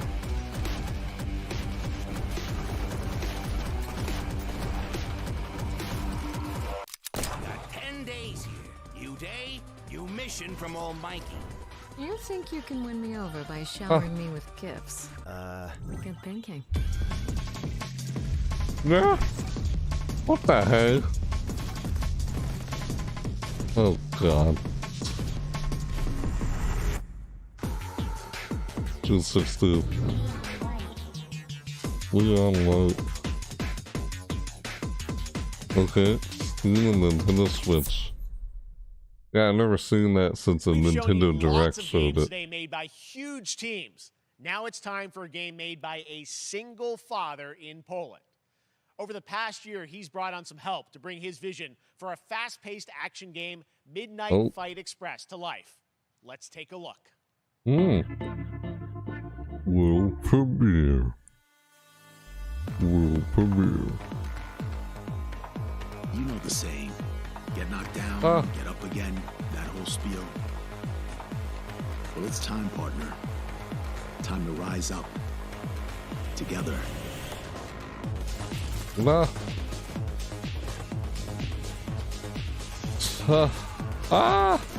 Whoa.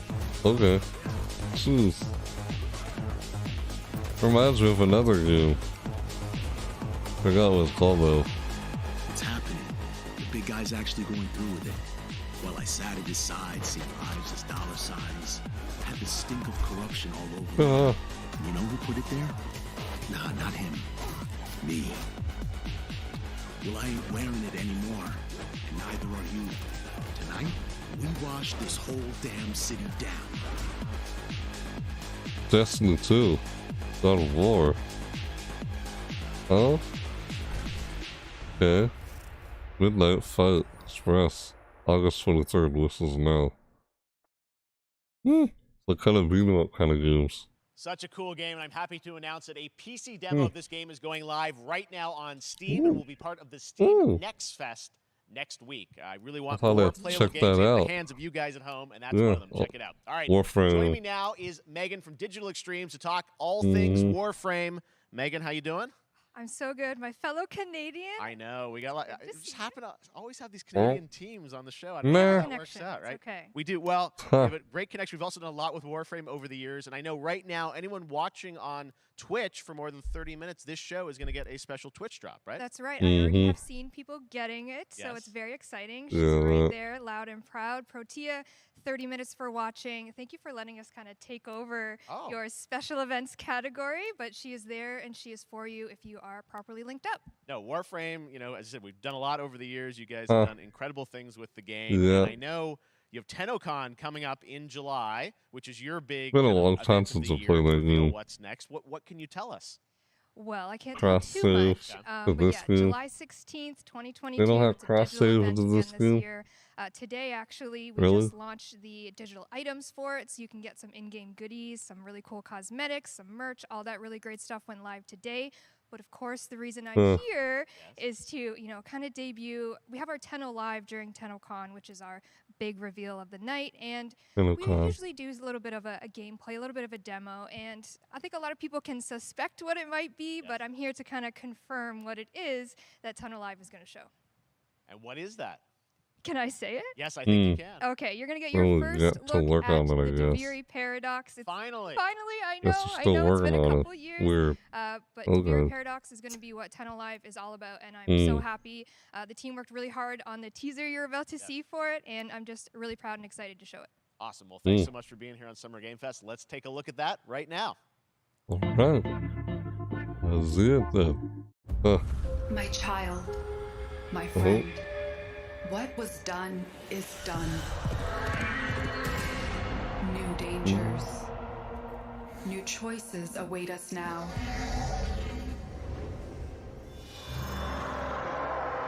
This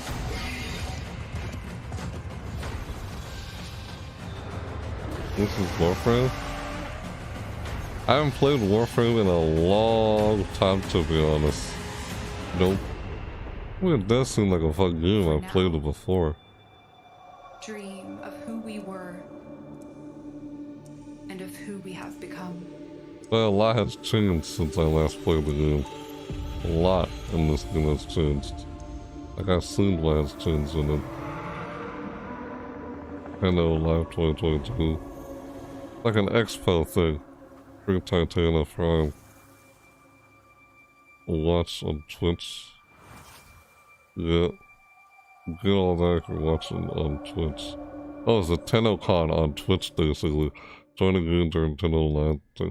That's all during Tenno Live. Next, it's time for a new look at Honkai Star Rail, an upcoming open-world space RPG. Yeah, a lot of space today from Genshin Impact studio Hoyoverse across mobile and PC. This studio continues to deliver, and this new trailer reveals for the very first time a new and exotic realm players will be able to explore. Okay. Alright.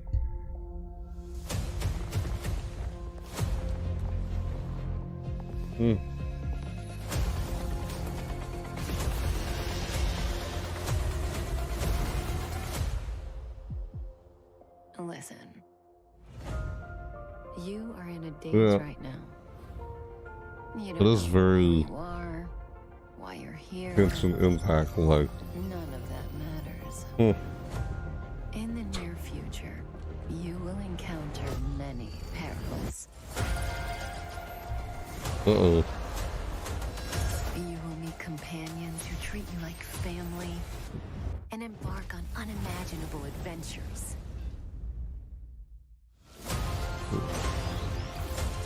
Remember what you feel in this moment. Yeah. As long as you know in your heart where you're heading. That is very Genshin Impact like. Huh. Yeah. It is. That's the you I like.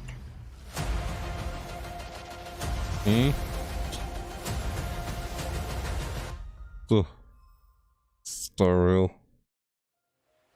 Honkai Star Rail. I have wine to soothe the souls of honored guests. Welcome aboard the Cienjo La Fool. Let's see. Wait, is that Genshin Impact? That's not all from Hoyoverse. Today, I'm excited to introduce you to Zenless Zone Zero, their next major new IP. It's a futuristic urban action game. I have to say, I'm blown away by what I've seen so far. It was announced a couple weeks ago, and it has the detail of Genshin Impact with a fast-paced action style. Right. Here is the world premiere of a brand new look at Zenless's notable characters, armed enemies, and world of danger. It's like Genshin Impact, but it's not, or something. Hoyoverse. Okay. Oh. Hello?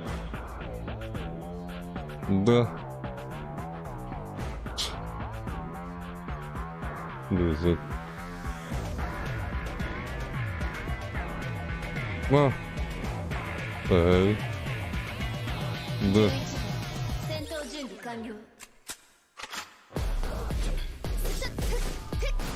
It's Japanese. The... Ah.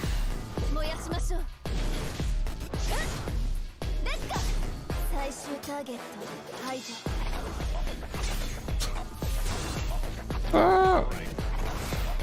Okay. The action. Ow! The oh, alright, that's pretty new. It's just really action packed. Yeah. Speaking Japanese. Well, yeah, maybe like. That is very Genshin Impact-ish. One of my favorite reveals last year was TMNT Shredder's Revenge, which reminds us all of the Turtles arcade games back in the day. Well, it's nearing the end of development, and the team wanted to use SGF as a way to reveal one exciting aspect of the game they've been keeping under wraps until now. I like Ninja Turtles. This. Your message is over review.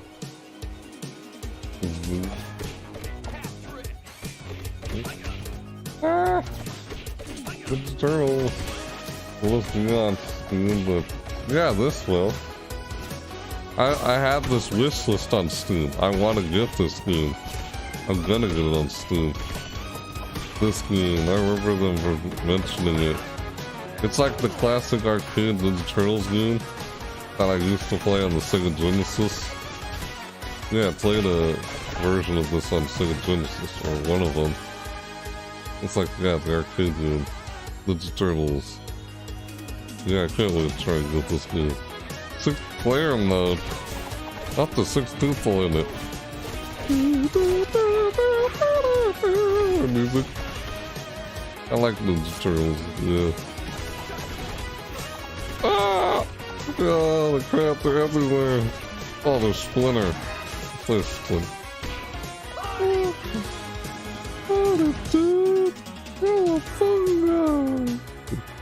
Ninja Turtles. Shredder's Revenge. I can't wait to get that. Definitely. What's he doing? That's funny. You can play on the Game Boy. It looks like the classic Game Boy. June 16, 2022. That's when that's available. Yay. It's out this month. I'm gonna definitely pre-order that. Okay. I haven't yet. Yeah. What's this? Yeah, it's good on the Steam Deck. It is on Steam. I've seen it on Steam. What's this? Coin. Okay.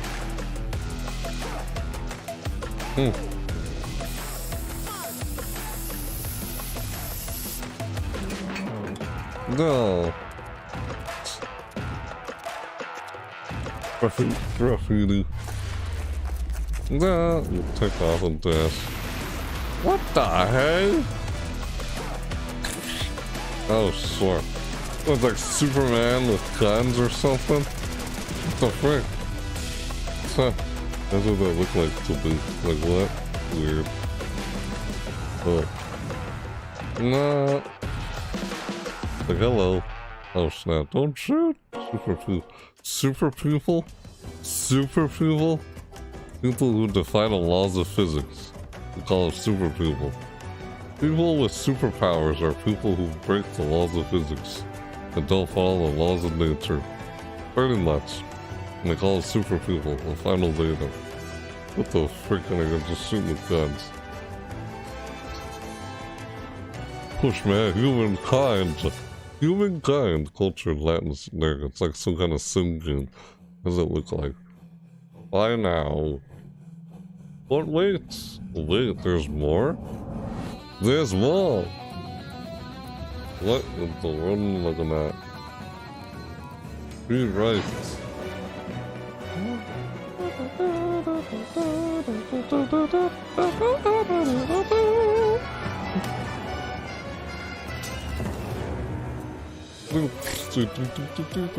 Those like instruments. What the heck?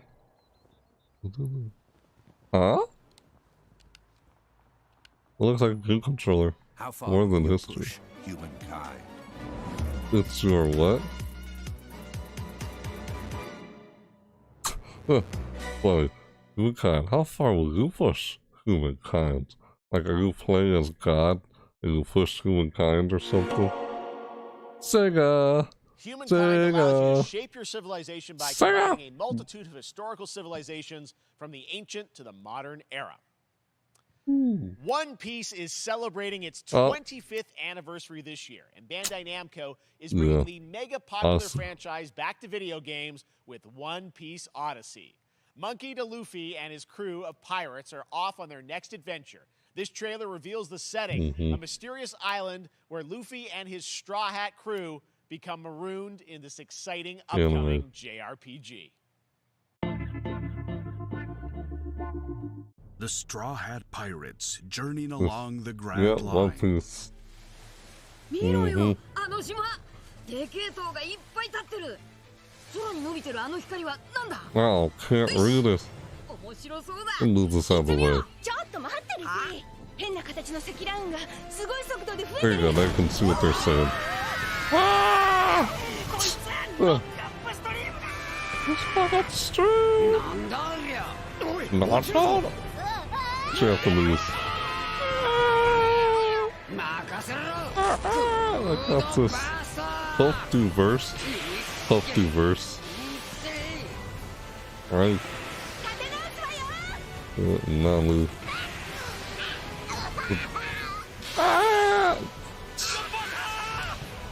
Chopper, yeah, bro. You saw. Yeah, look around them. Yeah. Boro. Sanji. Yeah. Sonic, yeah. Luffy. Of course. Look, changes the gear forms. Look at Luffy. Like, look, gear 5 or whatever in the anime. The gear forms and stuff it goes to. Uh-oh. And hidden mysteries. You love One Piece? Yeah, it's nice. Unravel the adventure that awaits. I see it. I see the anime from time to time. In an odyssey. Now it's back on Toonami. One Piece. They brought it back on Toonami. One Piece Odyssey. Odyssey. That's funny. あなたたちの記憶をもとに作られた世界よ。 Good for your memories.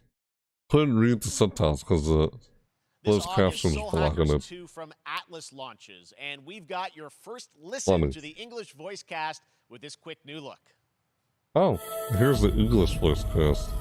We were hearing Japanese. Oh no, this is a different game. It's not One Piece, is it? Bill?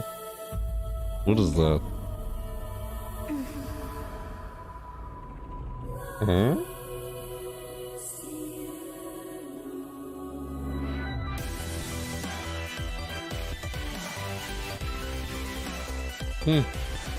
What's this? Take my hand.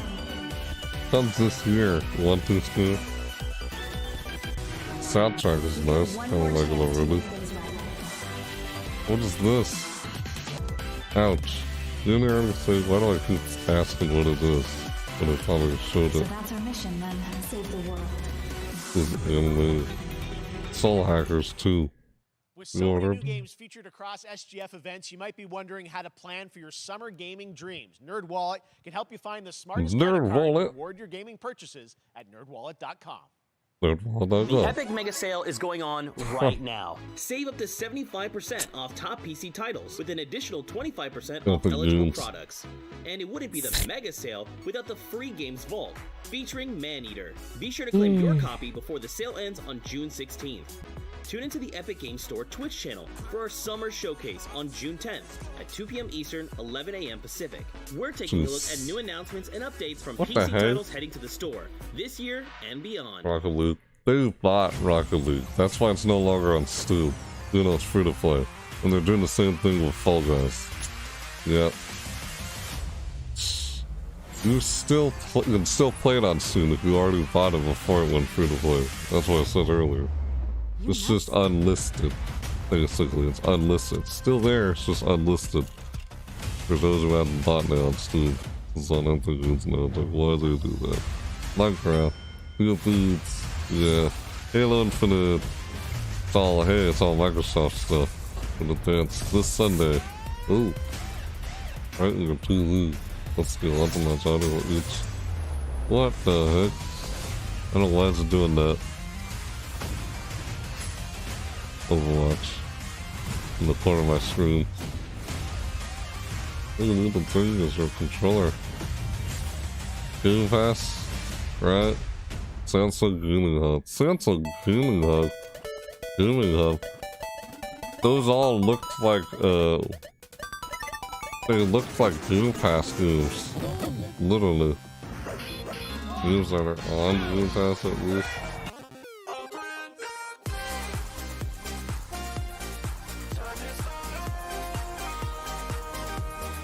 Street Fighters, Capcom.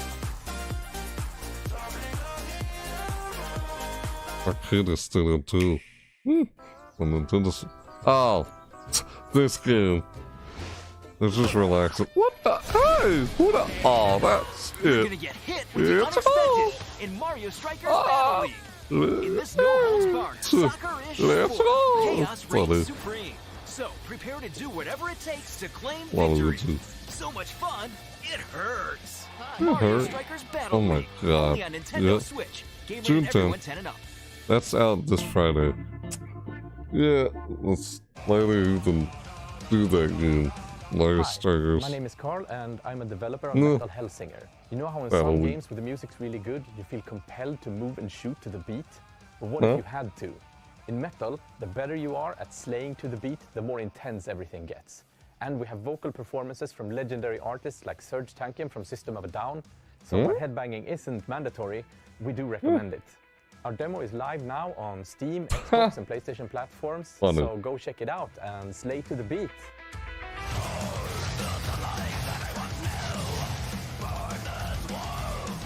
What? That's what you said. It's recommended. Oh, weird. Oh. Oh my god. This is ridiculous. Look at that.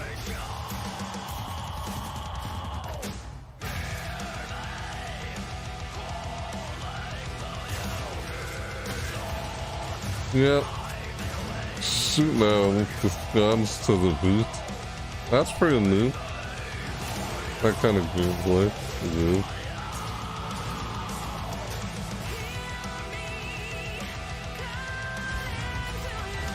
System of a Dawn. Yeah.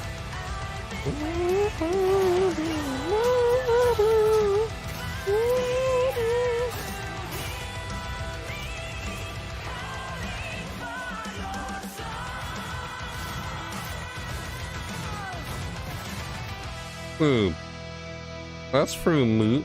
Metal Hellsinger. Done out now. Maybe I'll look into that. Maybe. That's pretty cool. Like, what the frick? That's weird. Yeah, that's what it was like. That's exactly what it sounds like. Like, what the frick, man? Metal Hellsinger coming later this year from Oh, Funcom, a rhythm jeez. shooter with metal music. And right now, as I mentioned, a demo has launched on PC, Xbox, and PlayStation. I was like, play yeah, no, free. it's just earlier. Next up, a new game launches tomorrow, Yeah. The Quarry Listen from to that Supermassive music. Games. This spiritual successor to Until Dawn Ooh. stars David Arquette and an Until all-star Dawn. cast. It's getting great reviews, and this is one of those binge-worthy teen horror entertainment experiences where your every choice shapes your Oh. story and determines who lives and who dies at a camp Oh. in upstate New York. Here's the first Oh. look at the launch trailer. Ooh. Family is the most important thing in the world. Huh? Okay. Mm-hmm. Right. Okay. If your whole family, Clear. like Yes. every last one of them decided to jump down the bottom of a well and they're all just hanging on the end of a rope, how can one Really? person be expected to pull them all back out? You can't. So you pull on that rope and you're just going to fall right down to the bottom of the well with the rest of them. Uh, And And what's the point of that? Huh. He's like, There is what? a lot more to this than you realize. What? Kidnapping, murder, cover-ups. I think the whole Hackett family is in on it. You have no idea what's going on here. Not a goddamn clue. Yeah, that was weird. Like, what? What is this? Who should I Really? call? 911. You mean 911? Who says 911? Goodbye, cruel world. We gotta get out. I'm gonna enjoy watching you die.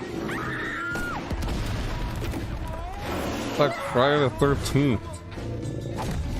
This isn't a ghost story. It's a creature feature. It's really happening, and you're all in it. This is gonna get a little messy. Huh. Like Friday the 13th, kinda. Yeah, it's like, it looks kind of reminding of the Query.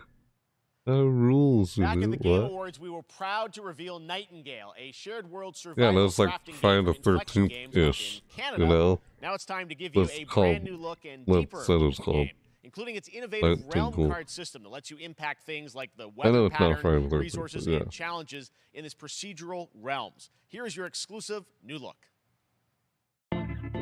Okay, world premiere. World premiere. World premiere. You're Oh. alone in the realms, I'm afraid. The portals are a mess. Not even sure if Gail made it. Excuse me. Yeah. Given how fragile you humans Is it- are, Oh. I'd say that staying fed, dry, Uh-huh. and rested should be your priority.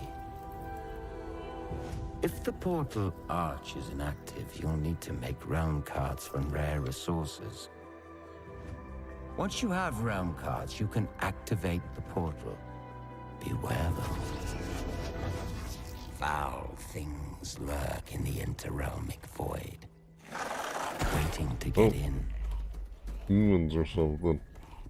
Be ready with your axe pick. The axe pick. You ready for the axe pick? You ready with the axe pick? Oh, craft realm cards.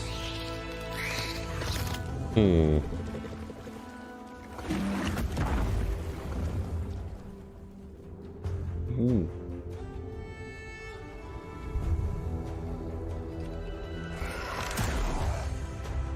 Build a life in the farewell.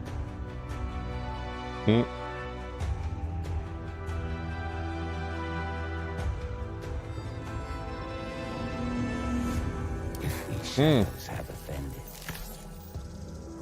think but this, and all is mended. Okay. Kinda creepy. Interesting. It's like steampunkish. I don't know why I thought that. Weird. I don't know, just it The wasn't Saints are steampunkish. marching in on August 23rd with the reboot No, of it was- Saints Row that I we don't know why revealed I thought last year that. at Gamescom. And today, we're happy to announce No. the launch of the Boss Factory demo across PC and Saints console, Row. which lets you design and set up your character. And since it's Saints Row, you guys are going to have a lot of fun with this one. Check it out. It's real good. World premiere. Guys. Oh, We gotta do something to capture people's attention. So what do we build next? yeah. Me.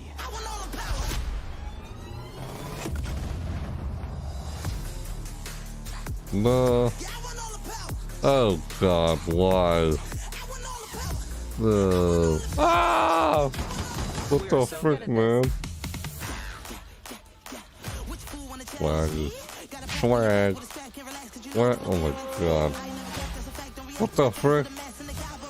Yeah. Saints Row. Freaking weird. Seriously, this is perfect. Dinner and a show, baby. Ah! What was that? Seriously? What the frick? That is stupid. What the heck, man? Ugh. Okay. What? Huh. This is Saints Row. Dude, real everyone. What the heck?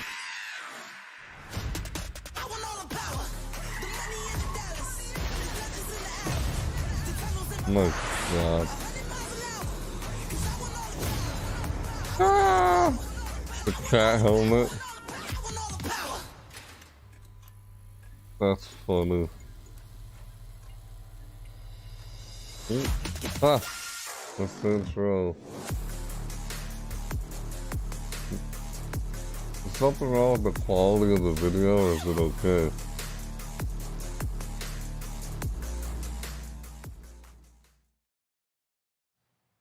Next, we've got an exclusive first look at extended gameplay of Warhammer 40k Darktide, Fat Shark's follow-up to the critically acclaimed Vermintide series. Darktide promises intense 4-player co-op action and terrifying enemy hordes to team up against. And it's out on September 13th for PC, on Steam, and exclusively on console on Xbox. Alright. Got that world premiere. Level Infinite again? I think I've seen that. HL 1736 is heading towards a power systems failure thanks to a bit of heretic sabotage. So you're going to restore the cold and hopefully save the day. Warhammer, yeah. Access the operations array and use the cryonic rods to flush the system. Preferably before something explodes. Do it before something explodes. Head on through the ventilation You tunnel to look for prefer access that? point. This way! Move it! Oh, snap.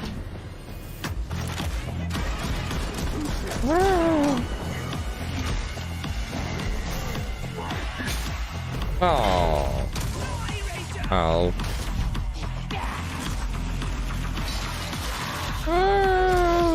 Chainsaw. Why? Ah, that was brutal. Ow. If all goes well, we can unlock the system, prime the rods, and send them where they're needed. What the heck, man? Oh, jeez. Okay. What the heck? Ow. That's the first part done. Get to the base of the matrix bar and put those cryonic rods to Huh. work. Ronnie's alert.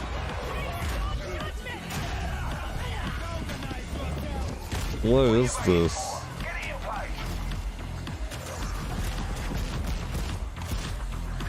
Huh. Look for a way out. Oh snap. Warhammer, Darktide. I think that's a kind of reminds me of Killing Floor. Killing Floor 2.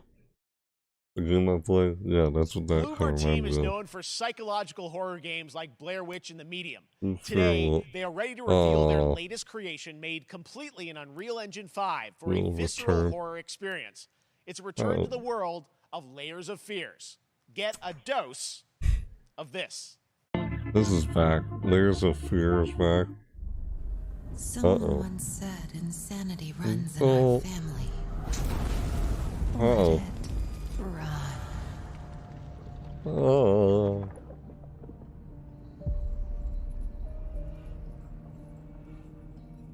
Oh, what? Dark Crimson Tunnel. Chance? What the heck?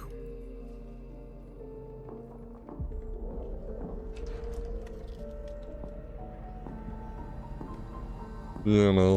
What's with all the... Oh. Okay. Yes. They say it's a tale of sadness and guilt Ooh. of an artist trapped in a place beyond redemption. Oh, boy. It's a lie. This is a story of my fear, pain, and hatred, of the horror of my loneliness.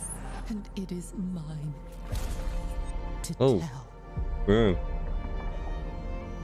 Psychedelic horror. I see it. All this misery, all this suffering. There was no other way. New experiences. You really Oh. shouldn't Unreal Engine 5. An empty shell cannot live forever. It cannot live at all.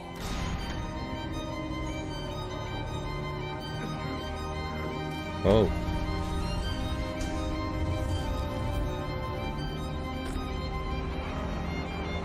I was trapped in this house, bound by this body.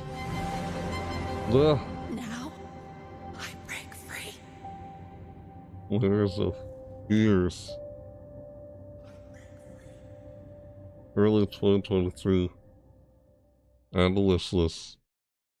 I still need to play the first one. This I'm October, not kidding. Gotham Knights arrives. Batman is dead. Hey, It's up to the Batman family, there it is. Batgirl, Nightwing, Red Gotham Hood, and Knight. Robin to protect Gotham. To give us an exclusive new look, let's head to Montreal to hear from executive producer Fleur Marty. Oh. Hello and warm welcome from WB Games Montreal. I'm Fleur Marty. I'm the executive producer on Gotham Knights. Today, we are thrilled to share more with you on one of our beloved knights, Nightwing. This showcase is the first in our character series, and we're really looking forward to share more with you as we continue working towards our launch on October 25th. So I hope you enjoy the show and stay tuned. Alright. Well, like Riddler or Robin? Nightwing. I had nothing. And then this city became my home. Oh. Its people became my family. Gotham gave me everything. It deserves to feel safe. Nightwing, yeah. Harder news. Oh. Jeez. You see that? What the heck, man? Go on the glider, really? No matter how hard we try, there's always more to do. Oh. And now, it's up to me. Huh.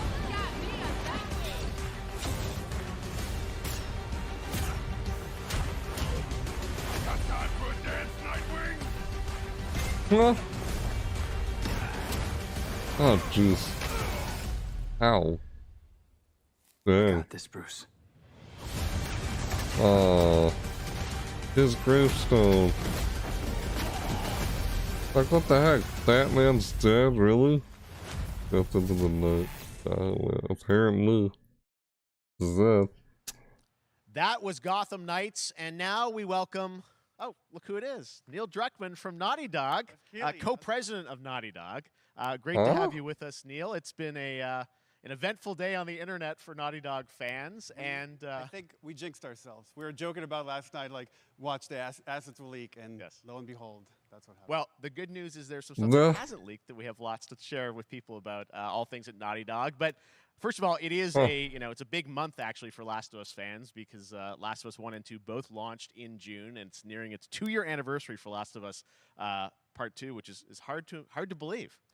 Yeah, it's crazy. 9 years for Last of Us 1, 2 years for Last of Us Part 2, and we still hear from fans. They're still sending us letters and art, and these characters in this journey and this world mean so much to them.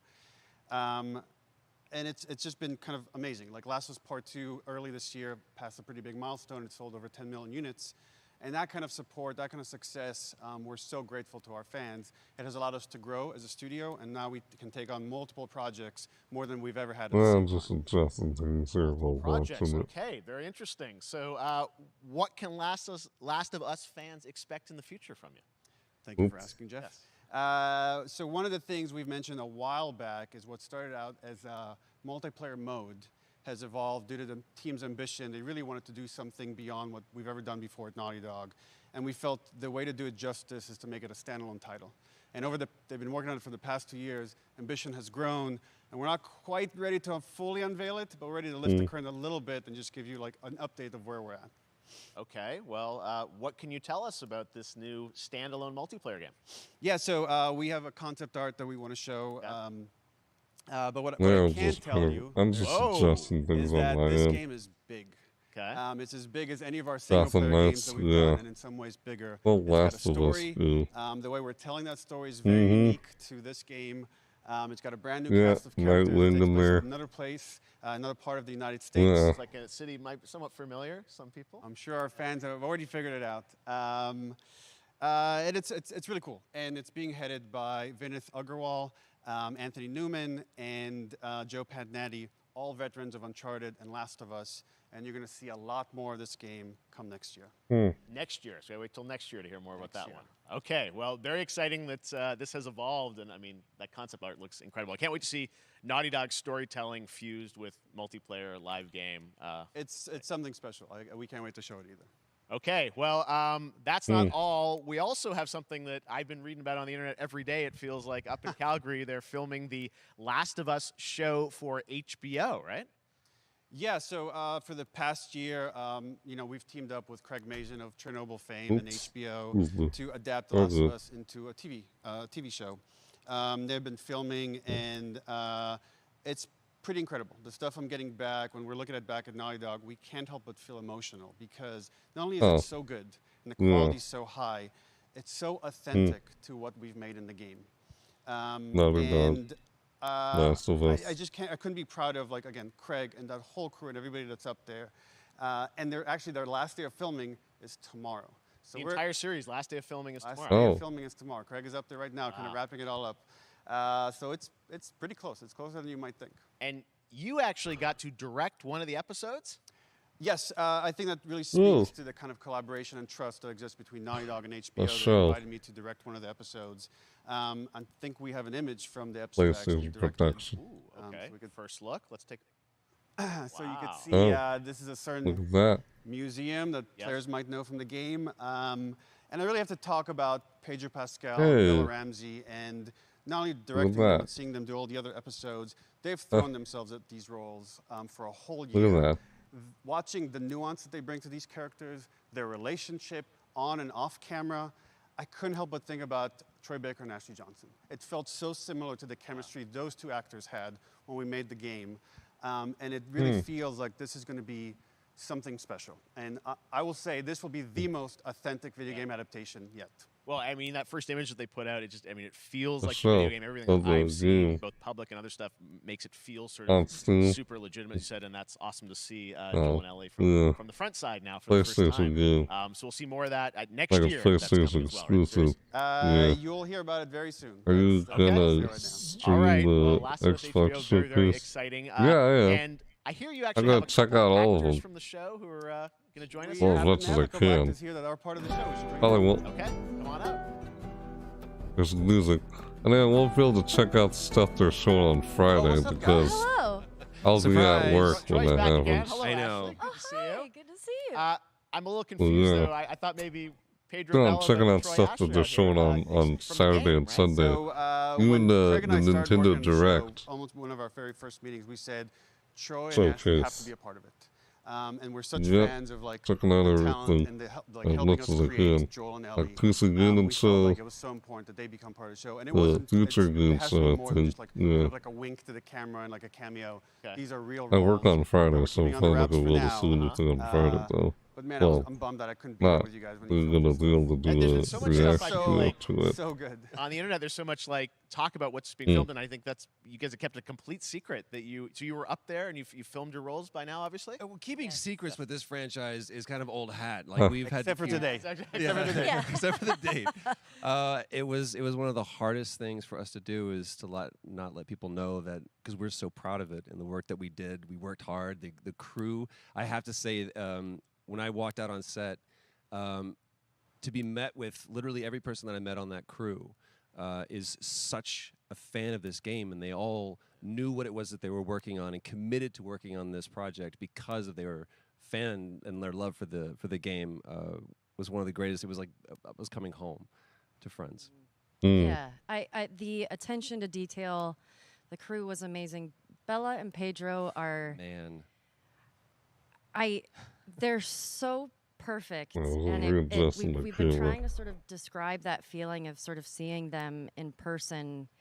It's like the characters coming to life, but it it's so much more than that. I feel like I can't fully explain it, but I am so excited to be a part of it, and just I can't wait to see it. I think it is going to be so good.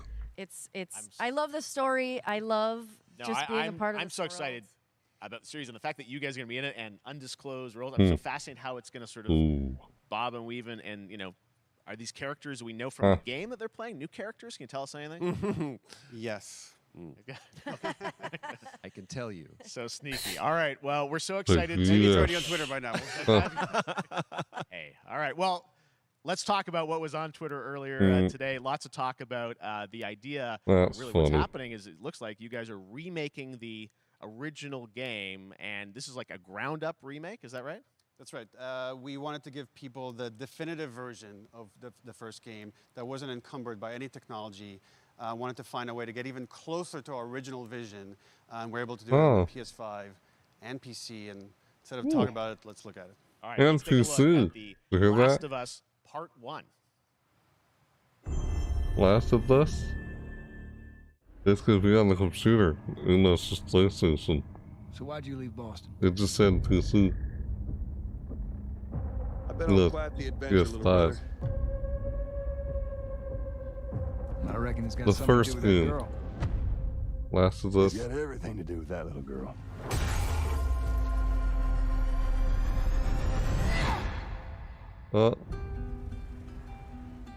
September 2nd, 2022. Well, I've never been this close.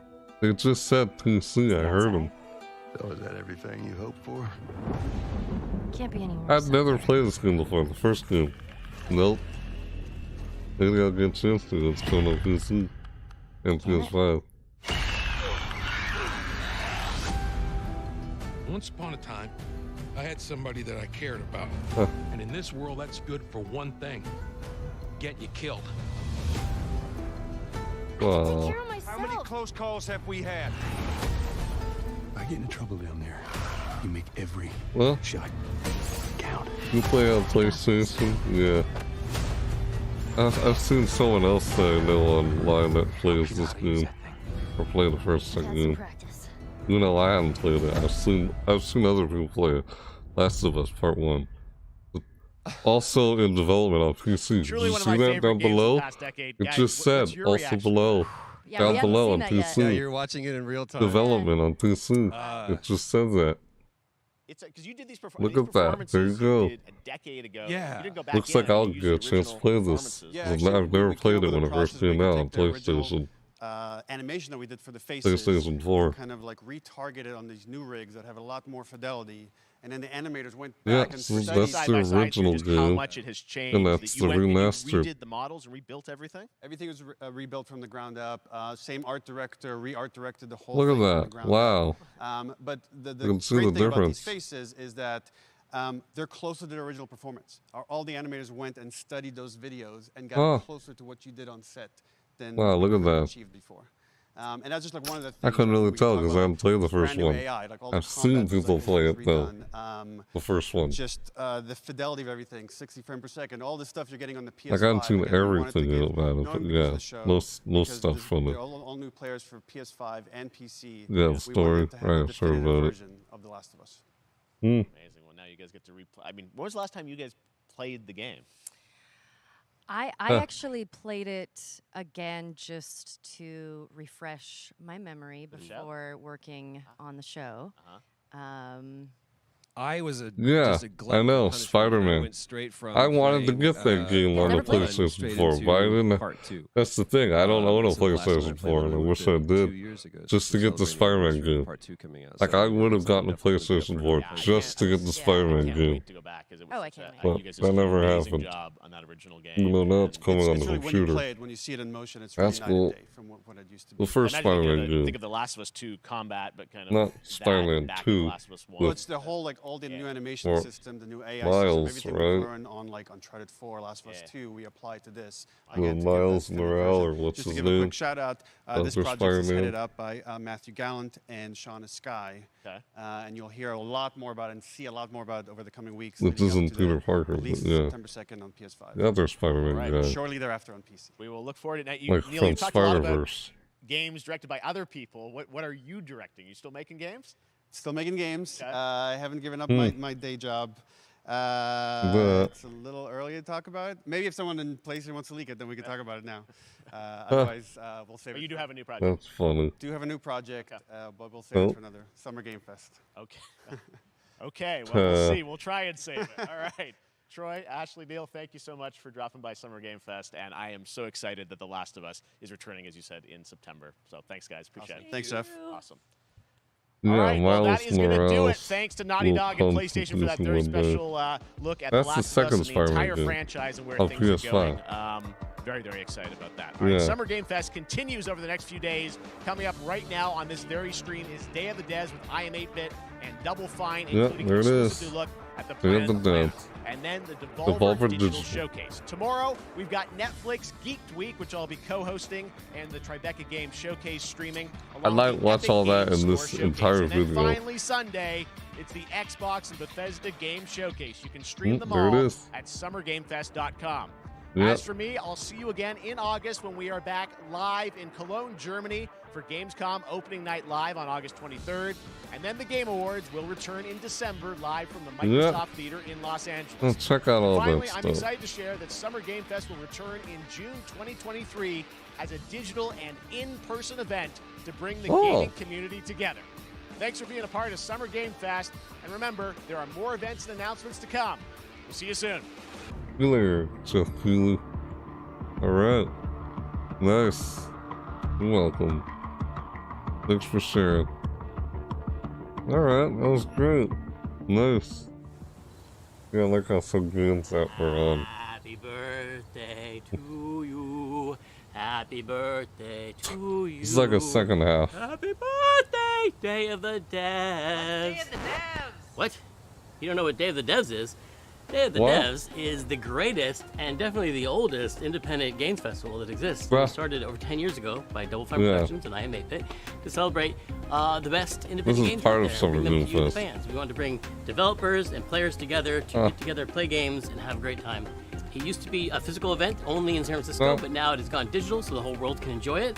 And we're really excited this year to be part of Summer Game Fest. So sit back, relax, put on your party hats. Popcorn is part against that. This thing? I'm supposed to put this on? That's right, everybody. Put on your party Ah. hats. Everybody. Ha! Double Fine. It's a guy from Double Fine. Everybody. Like That's right. Psychonauts. That looks good. Yeah. Now we're cooking. Here we go. Put on your They party go hat and enjoy Day of the It's like a Devs. party hat. I don't have a party hat, so guess I'll just watch it. Yeah.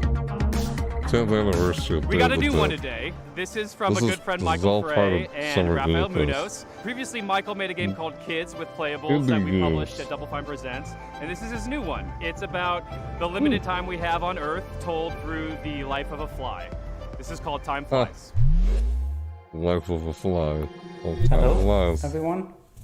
My name is Michael. You might know my work from a game called Plug and Play. I co-founded a company called Playables where we made a game called Kids. But today we're going to Look at that talk horse in the about this background. guy in my upcoming project. That is a Huh? collaboration with Rafael Munoz, who is the principal programmer on the game. The project Time we're Flies. collaborating on is called Time Flies. Huh. Yeah, they're all indie games. Nice. What's my stream name? Oh, Stu name. Oh, it's the same name as here, Alsonic24. Time Flies is You about died. our limited Aw. time in this world. In Switzerland, where I'm right now, we have a Whoa. life expectancy of maybe 84 years. In the US, it's about 77 years. So you have a little bit less time to achieve the things you want in your life. And you're playing as a fly. Interesting. Ha! Look good.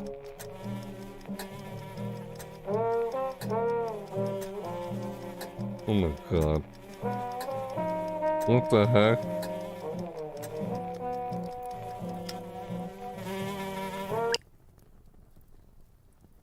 Oh. In Time Flies, the things you can achieve are nicely prepared in a bucket list. This is a very small part of that bucket list. Humor. So these are the things you can do in The the world. Oh, great. Here we go again. Just don't land in the wine or off the water, will you? Coins! Yep, it's a Super Mario coin sound effect. Oh my god. Get rich. It's a bucket list as a fly. Oh, I get Time Flies. That's funny. Play music.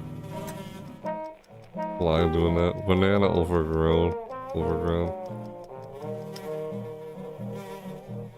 Careful, man. Nah. Funny. Oh, careful. Whee! This is silly. Oh my god, I can't believe this. What the heck, The game man? is coming to PlayStation, Nintendo Switch, PC, and Mac sometime next year.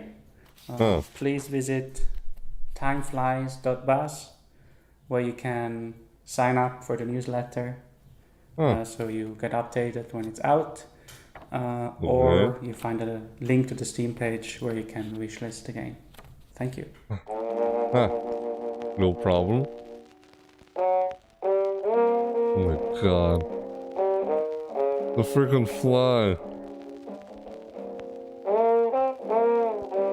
What was that? Oh. I was wondering, curious what that was. Game theory.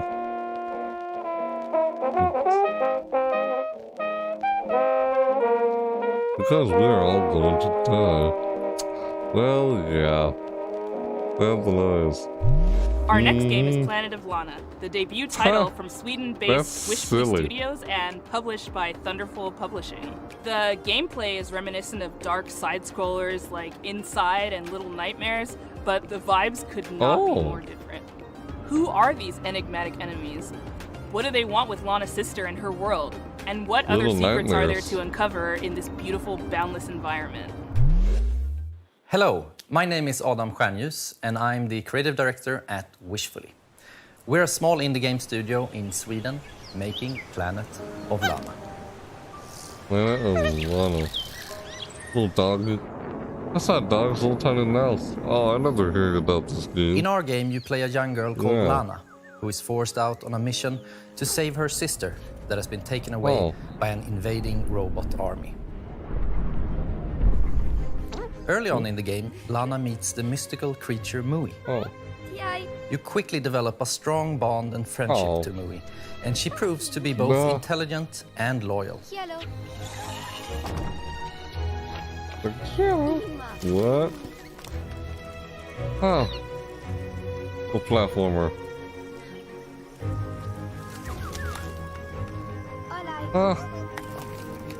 Being her own personality, Mui also has things that she's afraid of.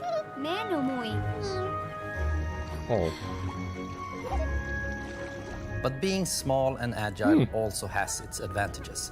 For example, being able to reach places that you can't.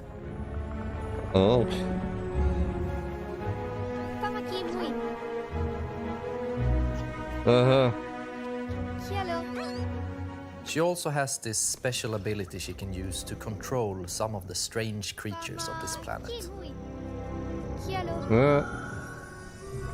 This is interesting.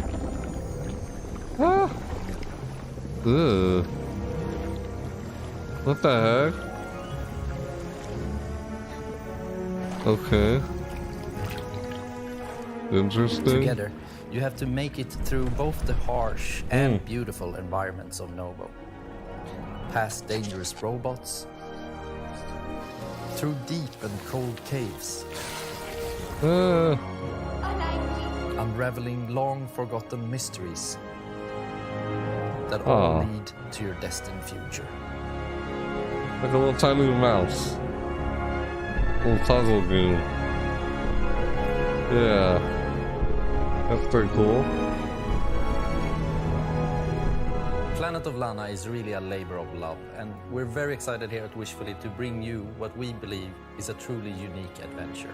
And beyond the companion-based puzzle solving and hand-painted art style, you will experience an engaging story with twists and turns that hopefully will stay with you long after the it's like a credits Death have Star rolled. in the sky. Planet of Lana is coming to Xbox and PC this year, and you can wishlist right now at Steam or sign up at our newsletter at planetoflana.com. Alright. This next title from Two Star Cool. Games is quite literally Excuse on me. the rails shooter. You and your little yellow train with its mounted machine gun and exquisite collection of bobbleheads face off against a demonic clown-faced train who is hell-bent on devouring human flesh. This is Choo Choo Charles. Hey, I'm Gavin. I'm the solo developer Choo Choo behind Two Star Charles. Games, and I'm currently making Choo Choo Charles.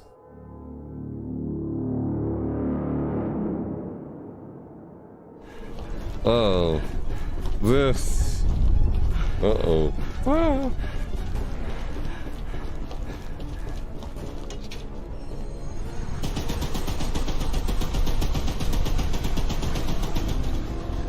It's an open-world horror game where you navigate an island in an old train, upgrade it over time, and then use it to fight an evil spider train named Charles. Oh, jeez.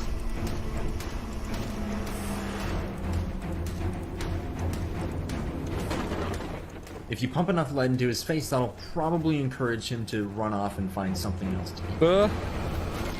Oh, that's creepy.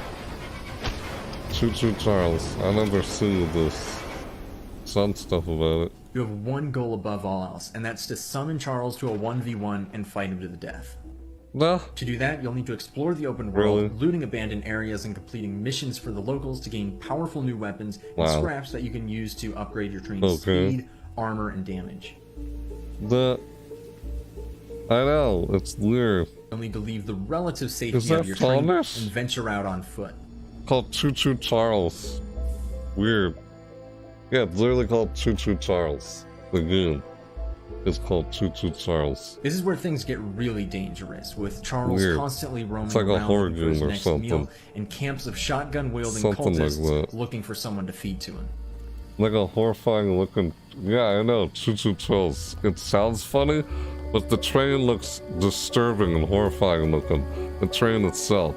Like, I've seen gameplay footage and like trailers on this game. Before they're now showing like gameplay footage of this. Like last year, they showed like a trailer of this game. Like last year. Indie games, you know? An indie game. Ooh, cover After the collecting egg. 3 heavily guarded gems from abandoned mines Oh, around gem. the island, you'll place the gems on one of the shrines, angering Charles What? and drawing him to your location. It's an indie game, yeah. These are all indie games for Day of the Devs. Oh, snap. Uh-oh. Ah, run. Ow, the guy's shooting at you. You solve puzzles, I guess, basically. Oh god, why am I getting shot at? Best be careful out there, because it might be unwise to wander too far from your train. If you do Too encounter far. Charles while you're roaming around, it doesn't matter what you do now, because you have truly angered the beast, and you'll either escape with your life, or see it flash before your eyes. Oh no. Oh, there it is. Oh no. That's Charles. Ah, it's Charles. Choo Choo Charles, no. Oh. If it sounds like something for you, be sure to follow and wishlist Choo Choo Charles on Steam. I'd greatly appreciate it. It really does mean a lot. See? That's horrifying looking, is it We've not? got a special one for you. That's Choo It's Choo very Charles. personal and near and dear to I Am 8-Bit because it's a I Am Creepy. 8-Bit Presents published title. It's called Creepy. Escape Academy, and think of it like Hogwarts, but for escape rooms. It's from developer Coin Crew Games, and they hail from the arcade amusement space. They've designed escape rooms in real life. Better they talk about their game than me. Here they are. Hey, I'm Mike. I'm Wyatt. And I'm Michelle, the art director. Wait, am I supposed to say I'm the... Hey, I'm Mike. I'm Wyatt. We're the founders. And I'm Michelle, the art director. Oof, okay. This is... I hate that. All right, once No. more feeling. Hey, I'm Mike. I know, it's Wyatt. creepy. And we're Coin Crew Games. On Crew Games. Nah. Well, When Coin Crew Games was founded, we were actually building real-world escape rooms and arcade machines, but when the pandemic hit, we needed to pivot. So we decided to take those learnings, building real-world escape rooms, and transpose them into a digital format, and thus Escape Academy was born. Ah. Oh. Good luck trying to hack me without sufficient power. Probability of your expulsion, high. Escape Academy is an escape room adventure game that you can play either single player or co-op. Interesting. You play as a student at this titular, mysterious Escape Academy, where you get to master the art of puzzle solving and train to become the ultimate escapist. What are you waiting for? A room full of gas is no place to relax. We're all fans of escape rooms, so when we couldn't find a digital, authentic escape room experience, we decided to make one ourselves. Walls are often misleading at the Academy. Ooh. Escape Academy isn't just a puzzle game, it's an escape room game, and it brings that play pattern home. We have a huge amount of puzzles in this game, and they never repeat. And in addition to that, you can solve every puzzle using just your mind, no dexterity required, although you may want to bring a paper and pencil. A mind-based game.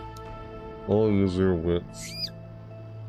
The academic theming gave us the leverage to create a wide variety of rooms that support the narrative and put players in situations they would never find themselves in real-life escape rooms.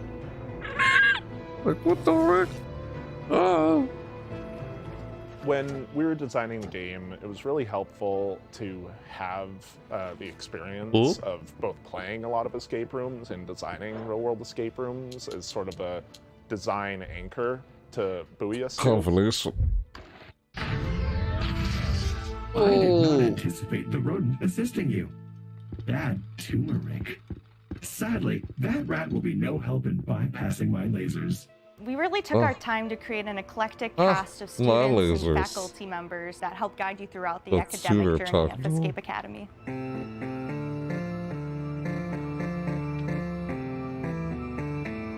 Building on the lessons that you get in each room and raising the stakes throughout your journey at the Academy was definitely a design pillar we wanted to make sure came through in the final game. I am not feeling so well. Analysis. I have succumbed to disco fever. Escape Academy is coming to Xbox, PlayStation, and PC on July 14th and will be available day one on Xbox Game Pass. And you can wishlist us today on Steam. We'll see you at the Academy. Thanks. Bye. What the heck, This man? game's for all those fans of organization out there, all those organizers. It's from a studio called Max Inferno, and it's a game about getting things lined up just right. It's called A Little to the Left.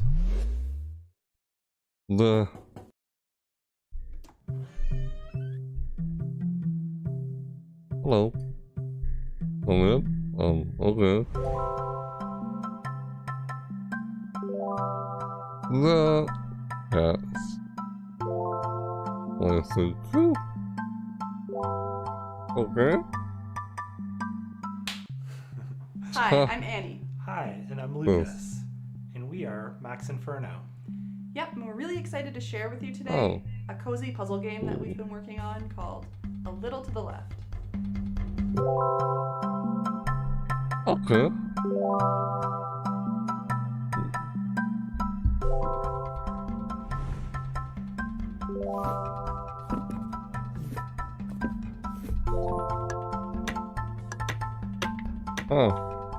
A Little to the Left is a game where you sort, stack, and tidy up puzzles. The house.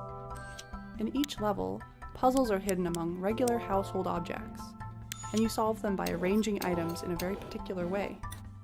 Become a puzzle game. Many of the levels have multiple solutions. Jeez. It's all about observation and imagining the different structures that could be at play. The game takes inspiration from our own home. Oh. And some of our own little tendencies. Another big source of inspiration for the game is our cat, Rookie, who should be around here somewhere. Rookie.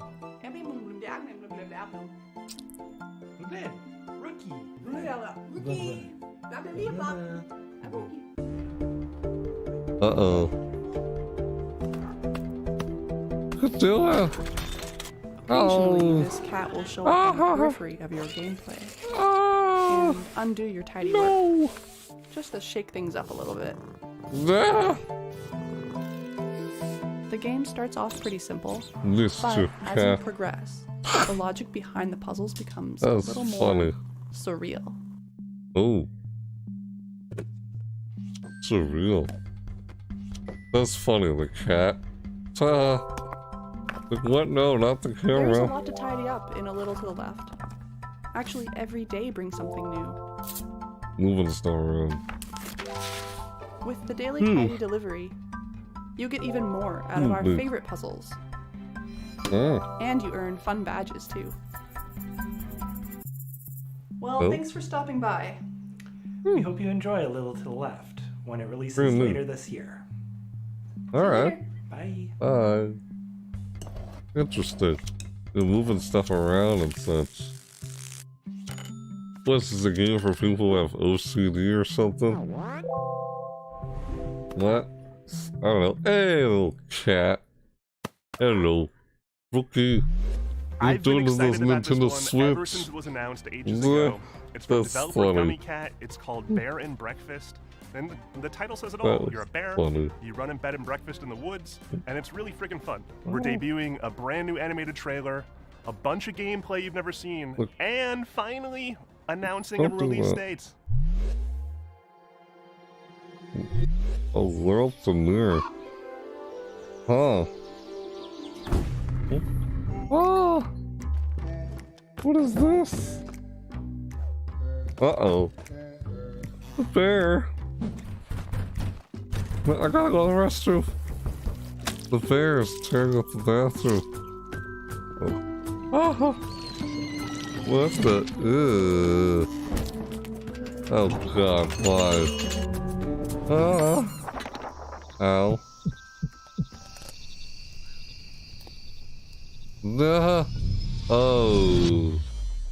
I'm Iona. And I'm Radesh. We're from Gummy Cat in Romania. Today, we're showing you our first game called Bear and Breakfast. It's a laid-back management adventure game where you build and run a B&B in the woods, but you're a bear. Oh, okay.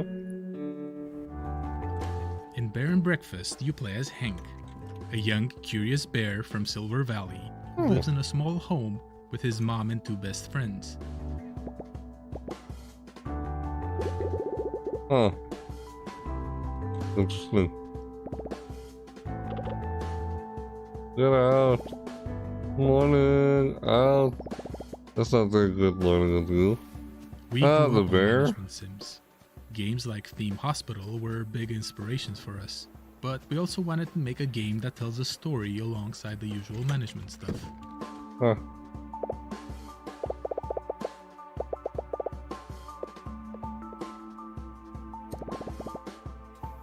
So it turns out that humans are coming back for some reason, and they need a place to stay. There's old, rundown buildings all over the place, and you're just the bear for the job. Huh. Huh. What the heck? The game follows a linear story that you advance by solving quests. A lot of them involve finding materials, building rooms, crafting furniture, and decorating stuff. Indie games.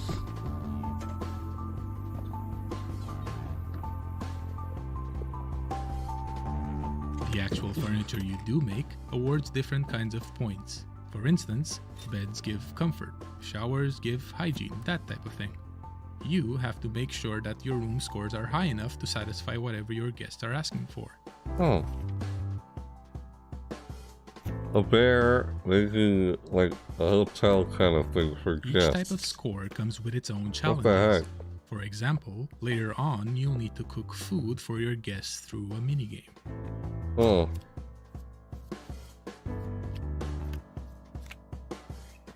There's a lot more to Bear and Breakfast, but you can play at your own pace since Bear the and game won't Breakfast. rush you. Like bed and breakfast? Oh, and You there's get definitely it? no creepy subplot hidden somewhere in the forest. Oh, what? Oh no. We're very excited to be part of Day of the Devs this year, and we can't wait to introduce you all to Hank and his friends when Bear and Breakfast launches later this summer. Thank you. Welcome. Look at that. Huh?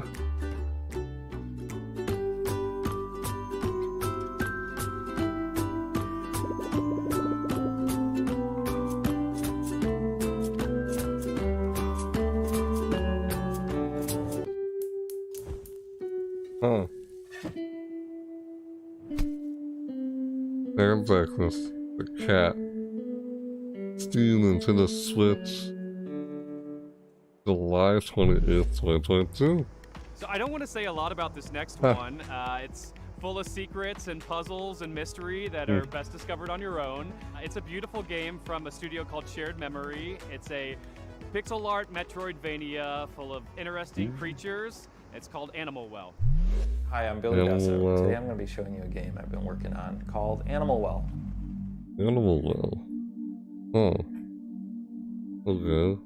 In Animal Well, you explore a surreal and sometimes dangerous pixel art labyrinth that is filled with secrets.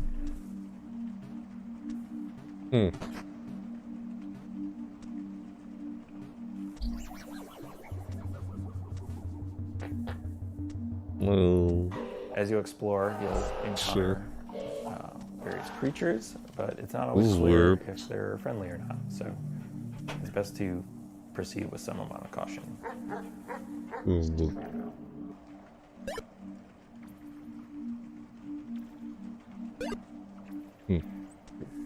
Throughout the game, you're going to find various items that will give you new abilities and help you solve some puzzles. This is all creepy. Whoa. Every item in the game has multiple uses, but you're going to have to experiment if you want to figure out what they all are.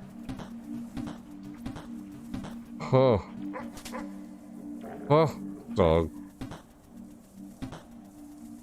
Okay, this is weird. Huh. Animal Well is a pixel art game. That's not just a pander to nostalgia. Instead, I'm viewing it as a technical opportunity. A 4K TV screen has 144 times as many pixels, but that means I have 144 times as much processing power to apply to each pixel. Throughout the game, you'll see a lot of things like fluid sims or dynamic lighting effects that haven't really been used in a pixel art game before. Oh, snap. Huh. Uh-oh. Designing Animal Well is a layered experience. So what that means is the base layer is something the average person can play through and enjoy to completion. But then there's a second layer, which for most games you would consider this part like 100%ing the game. There are lots of hidden items in nooks and crannies throughout the world. They're not obvious, and you might need some help to find these. The third layer has puzzles that don't really present themselves as puzzles. They might go unnoticed for years, potentially, or they might require some community collaboration to solve. Also, there's a puzzle in this video that may require some community collaboration to understand. But the first 10 people to figure it out will get a free copy of the game at launch. And then while you're doing that, you can maybe wishlist it. But yeah, thank you so much. Oh. Interesting. Ooh.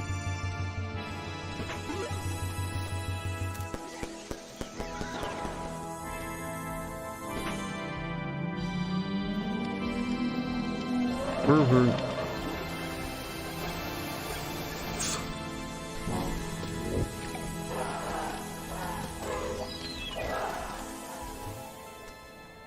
Okay, that was weird. Animal well.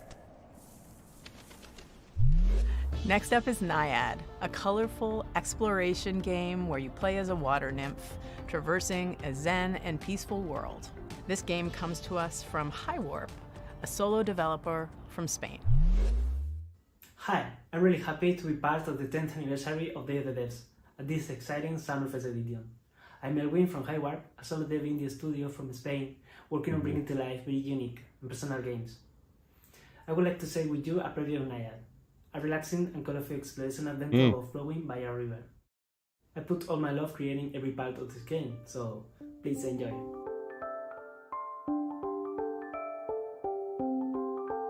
Interesting. Yeah.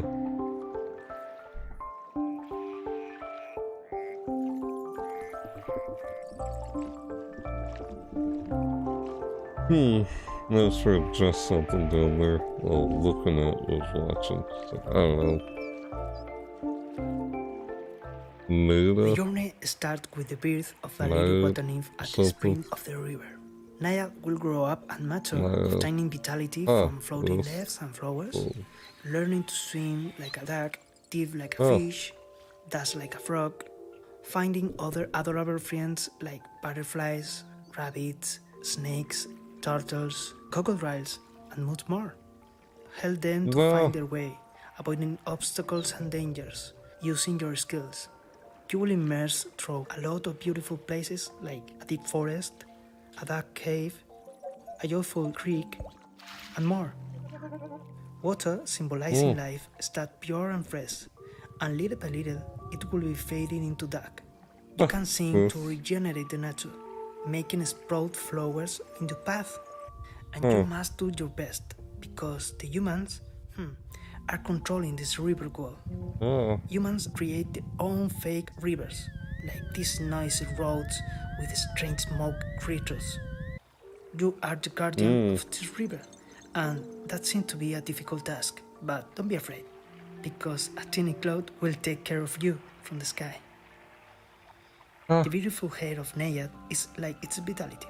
You can make it grow up under the sun rays, change its color, even tie small flowers on it. Creating Naiad, I focused on a wholesome experience. Enjoy it at your own pace, exploring and flowing. Naiad will be available for PC and consoles by the end of this year. Thank you for watching. Alright. Interesting. Nice.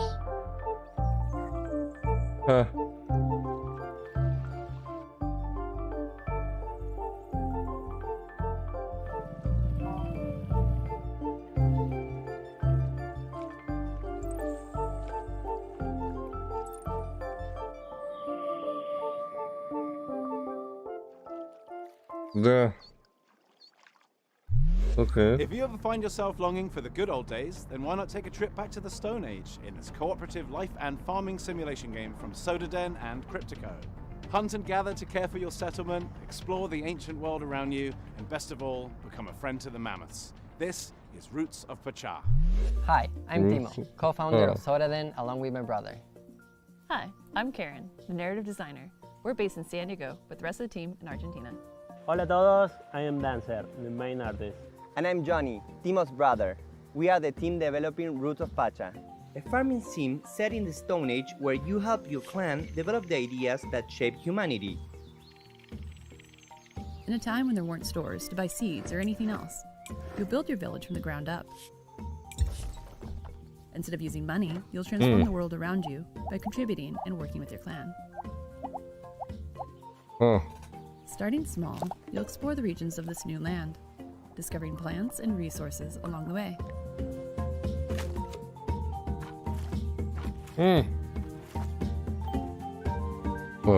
Many of the ideas you develop are cornerstones of early civilizations like farming, domesticating animals, and the creation of tools that are now common.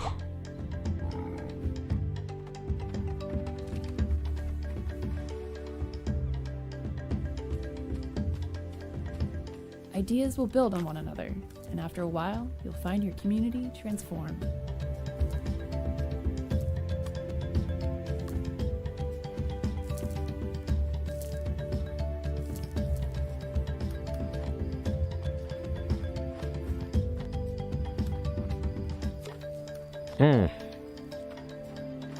You'll venture into the caves to Just meet the pick up spiritual world, stuff, move try and around. explain who you are and why you're here. Top-down perspective.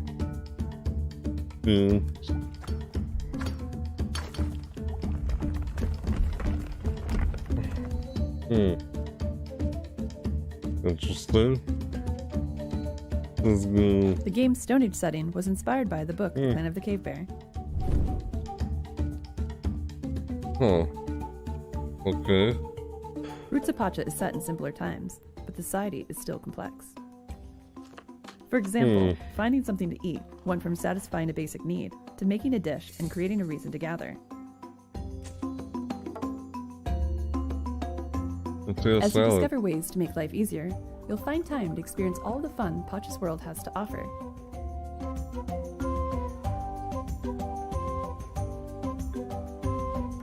You'll get to know your clan, meet others living around you, and maybe even find that special someone.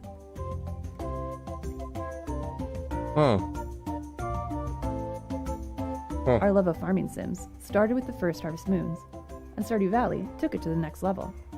With Roots of Pacha, we want to make our own unique contribution to this genre. We're working on this project with all of our hearts. We're super excited for you to play the final version. In the meantime, we have a brand new demo that just went live today. Thanks for having us. Muchas gracias. Wow.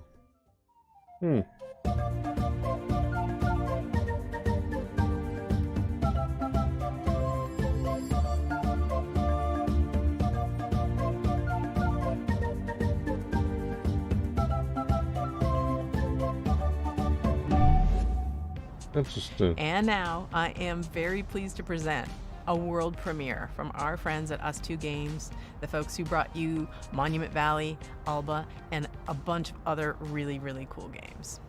Here it is. Okay. That is the best stuff. Oh. Never even the two.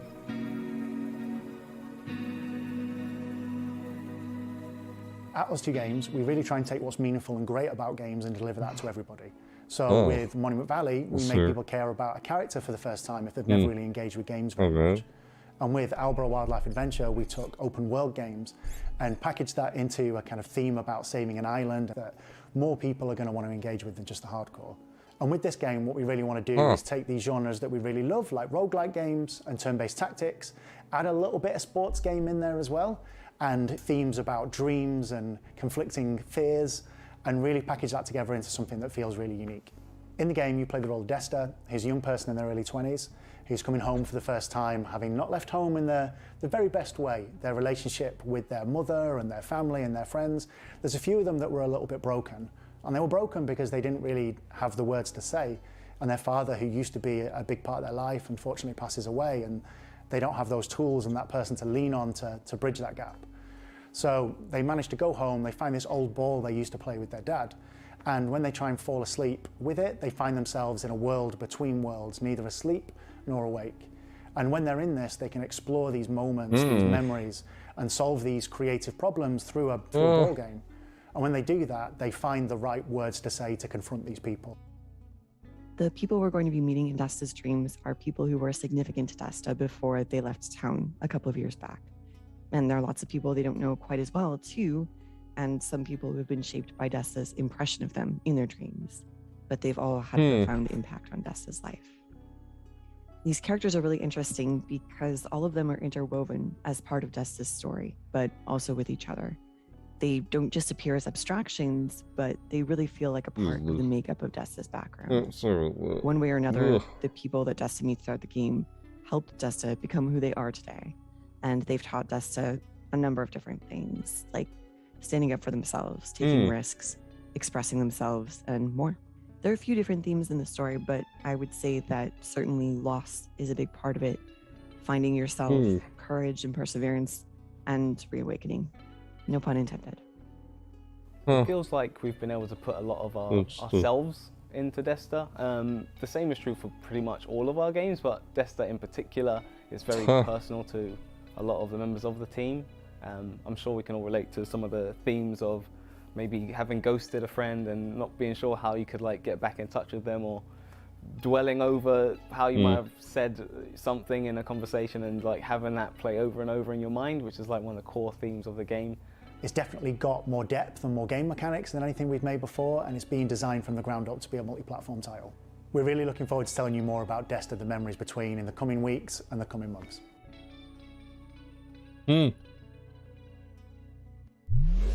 This next game is called Shim.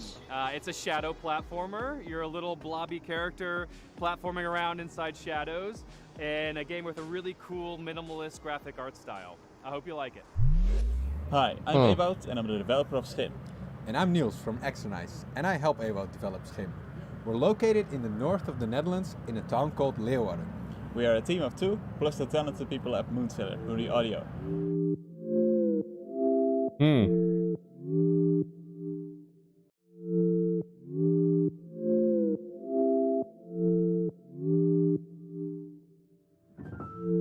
Schim is a game where you move around in shadows. You play as a Schim, a shadow creature. As a whole, Schim is made to be approachable for a variety of players. At its core, it's about jumping around in shadows and platforming towards the end of a level.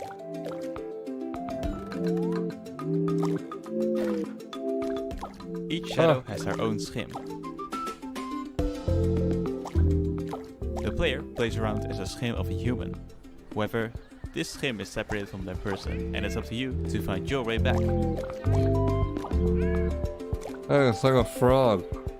In the game, you will also help other Schim characters who have also been separated from their shadow.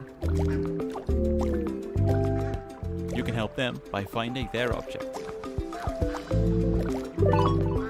Jump from shadow to shadow. Schim takes big inspiration from the feeling of playing as a child. Playing imaginary games with made-up rules. Move around in shadows and jump to the next shadow.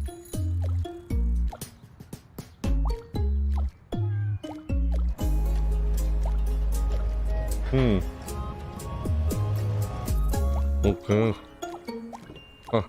Jumping from shadow to shadow, look at that. It's like a little frog. Unusual things that people come up with. Check it out and follow us at schimgame.com. Schim.com. Hi everyone, and thank you Dev the Dev for having us this year. I'm Anne, the manager of Asobu, a community hub for indie game creators in Tokyo. We have a space where people can come to work and meet other people, do small gatherings, and we are helping Japanese devs by introducing them to platforms, console publishers, helping them on marketing, or as usually they don't speak English, helping them to apply to overseas events like this one. And we're also doing a lot of online contents and streams, like our big Asobu Indie Showcase, which will be aired this summer in English and Japanese, or our monthly stream Indie Collection, and podcasts, and many other things you can check on YouTube and Twitch. But first, let's check 2 really cool Japanese titles.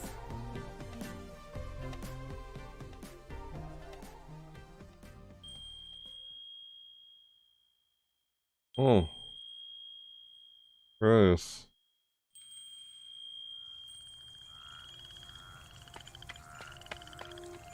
Oh, what's this?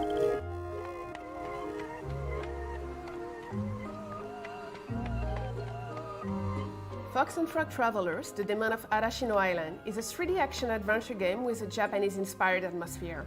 We'll play as Fox, her girl who finds herself on Arashino Island and starts traveling with Frog. Tori Gates, who stole lantern and neon, gives light and color to the island. But something is lurking in the shadows, inching even closer. This. Uh-oh.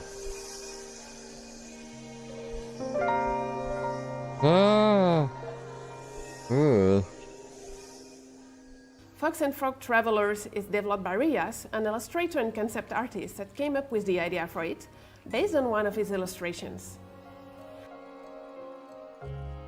What the heck? Interesting. Uh-oh. Fox and Frog Long Journey Through the Night is planned for release in a few years. That was creepy. Goodbye, world. Another game. Oh. Okay. Unusual. Huh.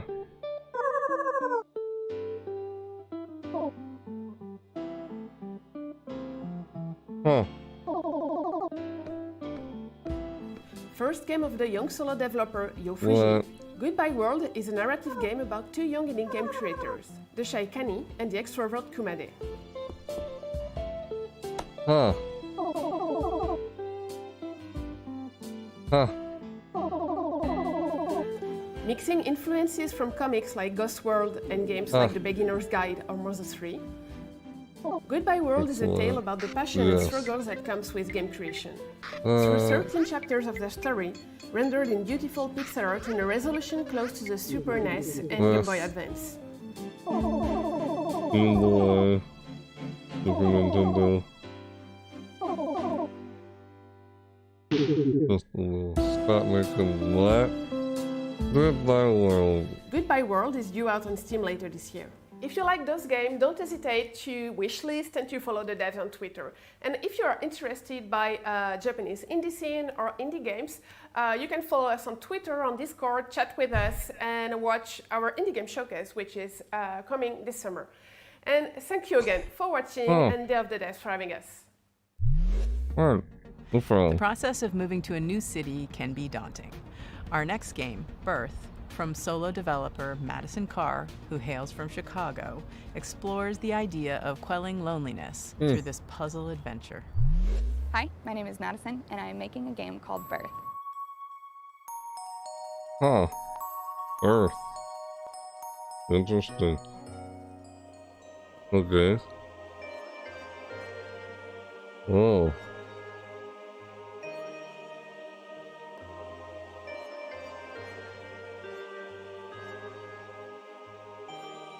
Birth is a point-and-click puzzle game about living alone in a large city. Okay. In order to quell your loneliness, you decide to create a creature, a friend, a partner for yourself, by collecting spare bones and organs that you find while traversing the city.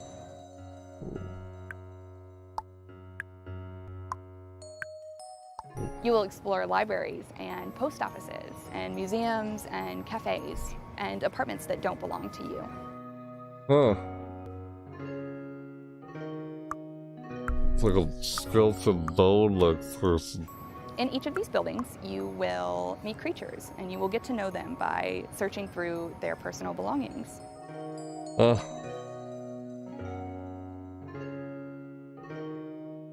Their laptops and phones, their cabinets and their notebooks.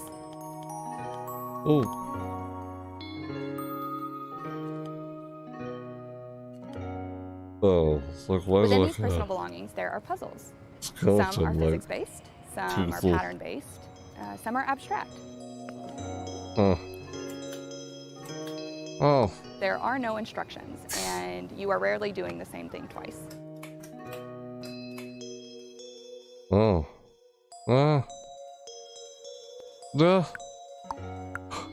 Alongside the main game, there are optional hidden tokens that you can find to unlock secret buildings and treasures. Like a rat or something. Like everything's dead. The heck? Birth comes out this August. I made this game with my whole heart, and I hope that you like it. Oh. Seems neat. Interesting. Those like, those look like masks. Like the plague doctor, you know? Kinda. You know what I'm talking about? Kinda. Puzzle game, huh? Interesting. This is. Yeah. Birth. called Birth. In our next title, How to Say Goodbye, you play as the ghost of a person who's recently died and is embarking on the journey of accepting their own death. The mechanics underscore the message that there's always a way through grief.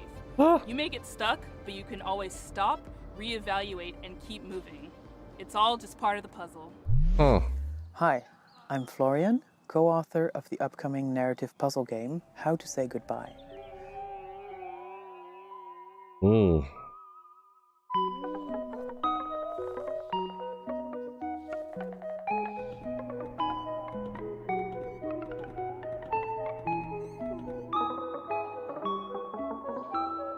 Okay. In How to Say Goodbye, you help a group of quirky ghosts overcome various obstacles and conundrums by reorganizing the level as you like. This is unusual. Interesting. Huh.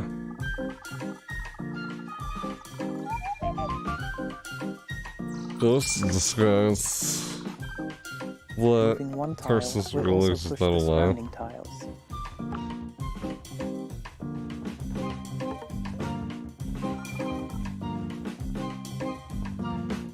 They found a key, so.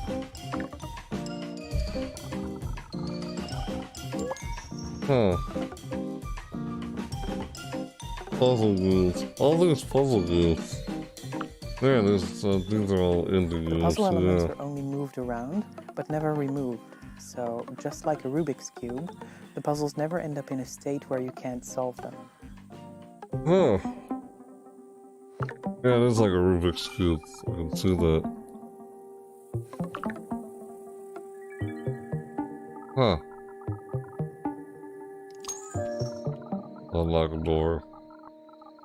Kind of weird looking text. Follow various characters looking to discover why they are still here and how to move on, while trying to escape the grasp of an evil wizard who doesn't know how to let go. Evil wizard.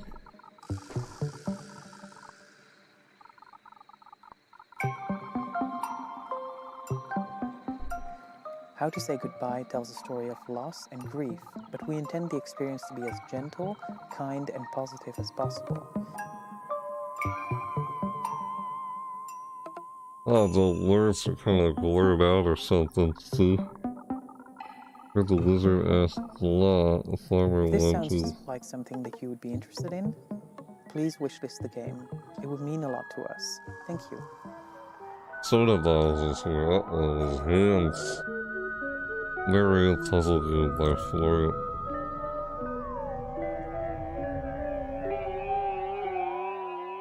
Okay, have to say goodbye. That's interesting. 2022. Okay. Oh. Good journey. Hi.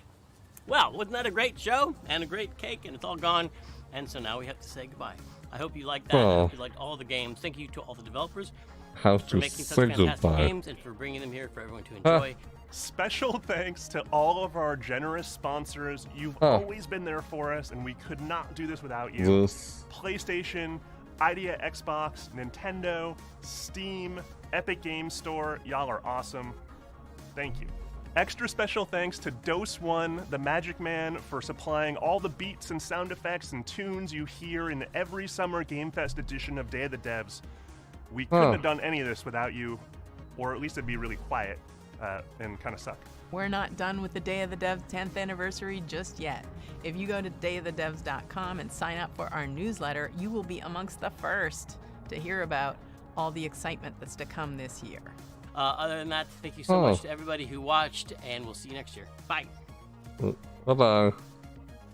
See ya. Yeah, enjoy cake, man. Aha! You thought it was over, but it is actually not. Day of the Devs continues with a special after-party performance by the one and only Peter Berkman of Anamanaguchi fame. He's debuting new music from a game you've probably never heard of. It's called Little Nemo and the Guardians of Slumberland. And the reason you haven't heard of it is because it's debuting on Kickstarter at this very freaking moment. Enjoy. See you later. Thanks for tuning in to Day of the Devs Summer Game Fest Edition. Bye. Bye-bye. Okay. Interesting. Huh. There you have it. That was Day of the Dead, which is part of Summer Game Fest. I have to fix that in the description of the video. Yeah. Oh.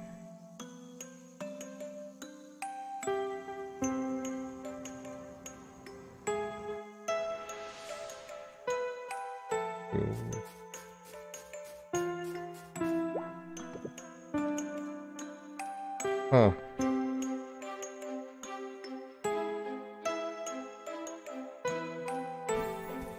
That's so cool.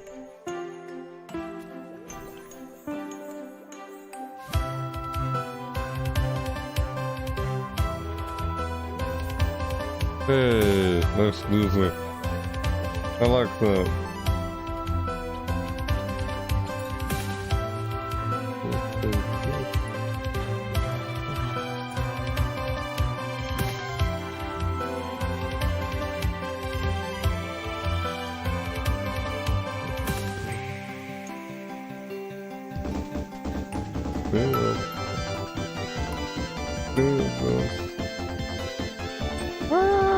What the hell?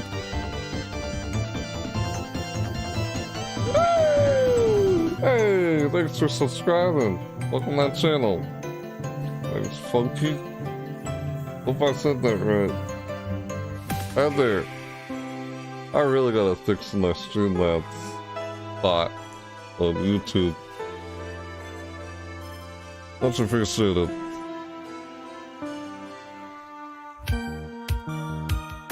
This is pretty interesting. Yeah, this is a little something on Day of the Dead. Damn. Day of Dead. That's called Day of Dead. Devolver Digital's next. Chances are I might be doing that as part of this video, to be honest. Unless it's in another video that happens after this video. Yeah, to be honest. I like this like 8-bit kind of music here. Yeah.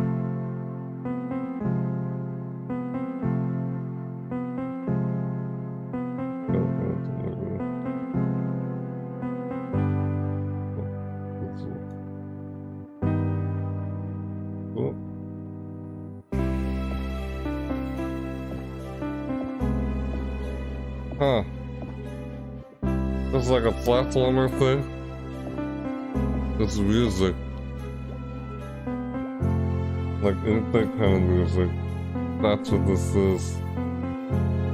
Let's see. Day of Dance.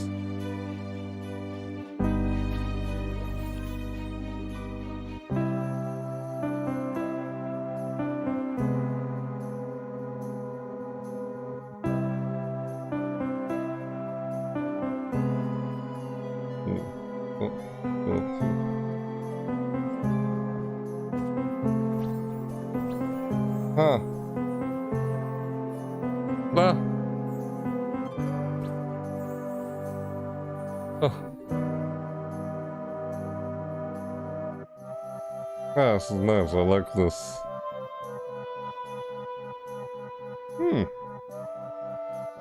Yeah, this kind of music.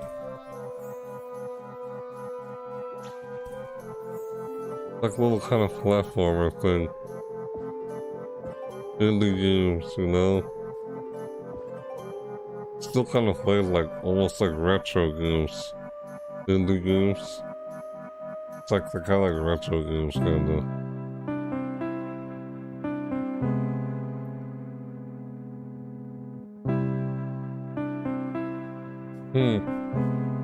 Nice.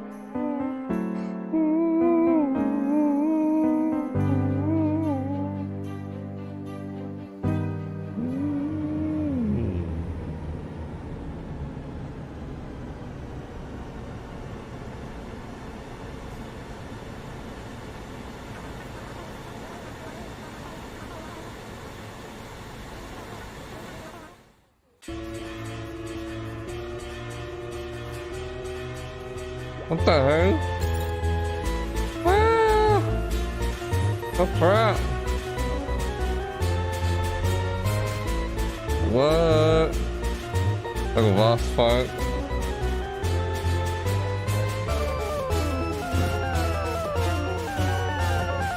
Oh god. What the heck, man?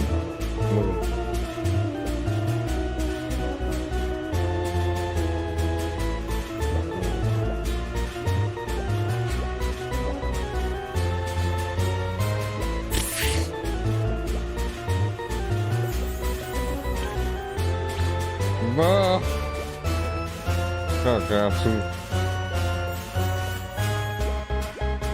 What the heck?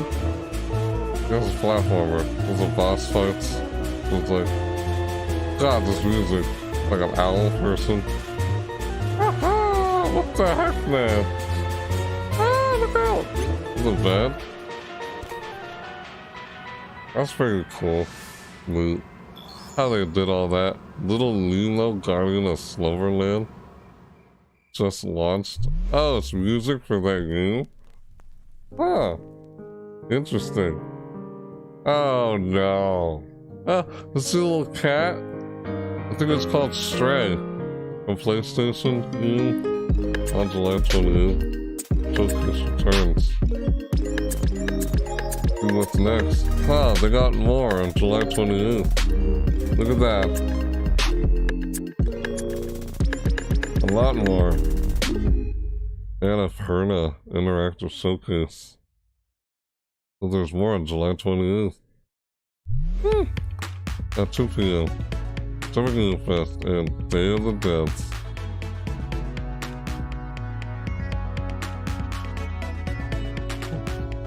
Day of Death. Yep, Day of Death.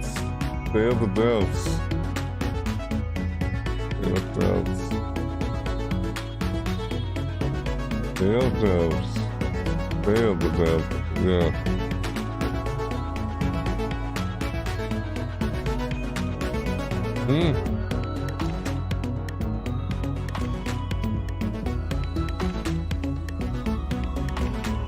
Ha!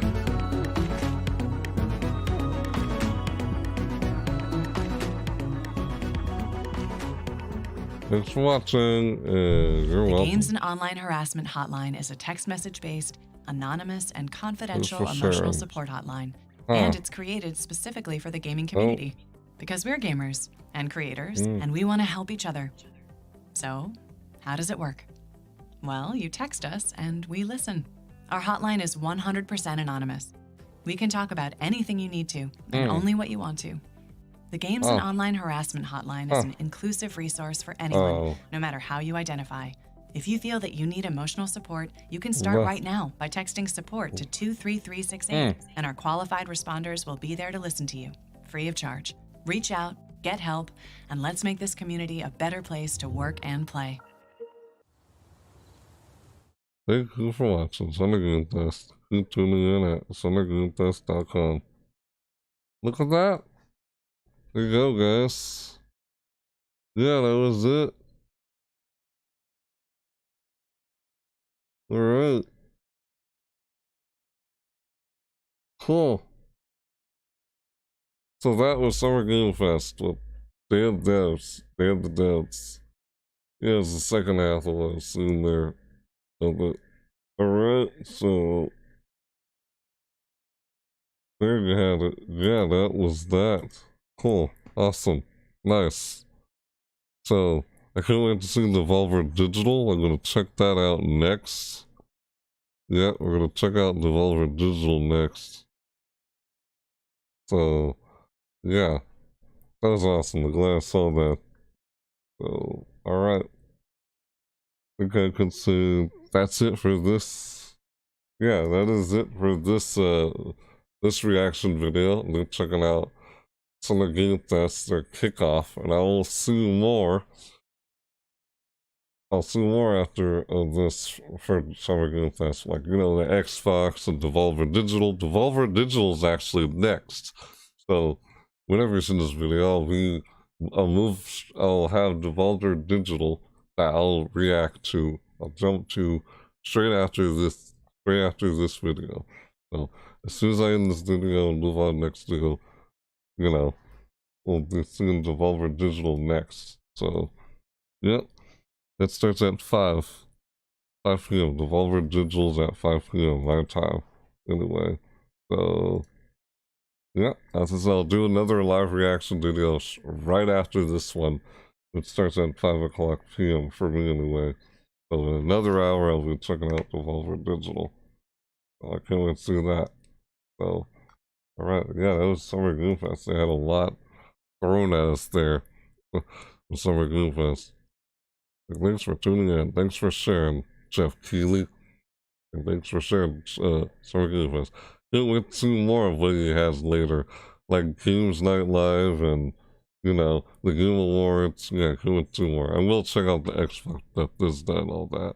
And all the other stuff that I'll check out all the other game showcases. Like Devolver Digital is next after we check out this. It's all part of Summer Game Fest. Of course, everything I'm talking about is part of Summer Game Fest. Everything just up there.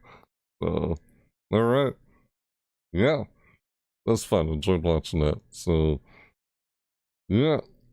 Alright. Well, you guys can let me know whether or not you like this video. You know, slap that like button or whatever if you want. Let me know whether you liked it or not. You know, what you guys think about this on the Game Fest? Yeah. Or Day of the Devs? What games are you excited for seeing from what we saw at Summer Game Fest? I know there's a lot more to come, like Xbox Bethesda one, and the PC Gaming Show, or Devolver Digital, which I'm going to check out after this one, after this live reaction video I just checked out. You guys can let me know in the comments down below if you want. Or, if you're new to my channel, you'd like to see more from me, you know, when I do another one of these, like next after this and such, you know, like see more content like this or any other content created on my channel, then you can subscribe. It's totally up to you. Or if you don't want to miss a thing and you want to keep up with everything I'm doing, like when I do my next video after this one, straight after this one, so as soon as I end this one, I'm doing another one soon in another hour. So yeah, you want to be notified. You don't want to miss a thing. You want to keep up with everything. You want to be notified and such when I do another upload or live video.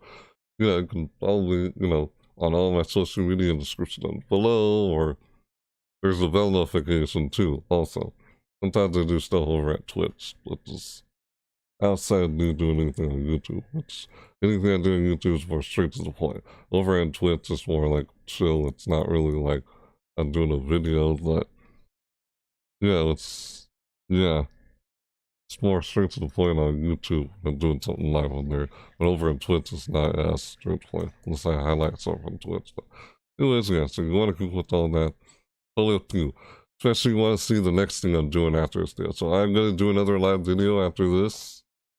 I'll be checking out Devolver Digital, which is part of Summer Game Fest. So I guess you could say it's like part 2. And this would be like part 1. But yeah, that happens in an hour from now. Soon. In a bit. So I gotta get ready for that, for the next video I'm doing. So anyway, yeah, that's it for this video.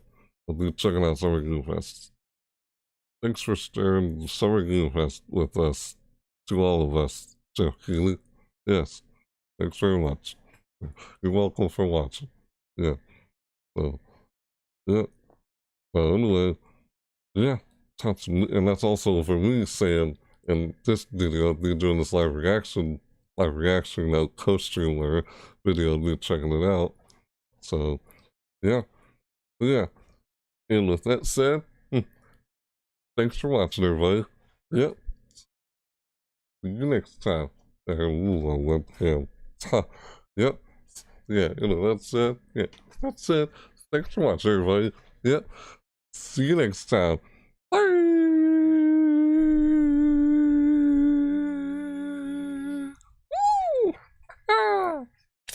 Oh yeah! Like, hey, later guys, I'll see you guys in a bit. Whenever you're seeing this, I'll already checked out Devolver Digital. That's the next thing I'm doing after this. And it's all far Summer Game. That's like Geoff Keighley already said during the reaction broadcast we just watched, the live stream I just reacted to. So I'll see you guys in that next reaction video if you want to check that out, which I have in the next in an hour from now. whenever you're seeing this. So, yep. See you in that video. See you guys next time in the next video. Bye. See you later in a bit. Another hour if you want to tune in again. Bye. Thanks for watching. We're checking out Summer Game Fest. Yep, Summer Game Fest.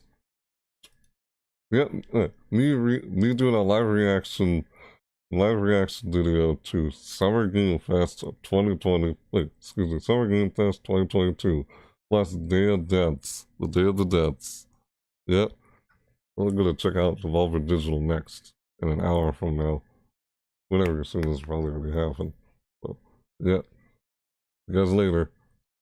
Thanks for watching. See you guys later. Bye.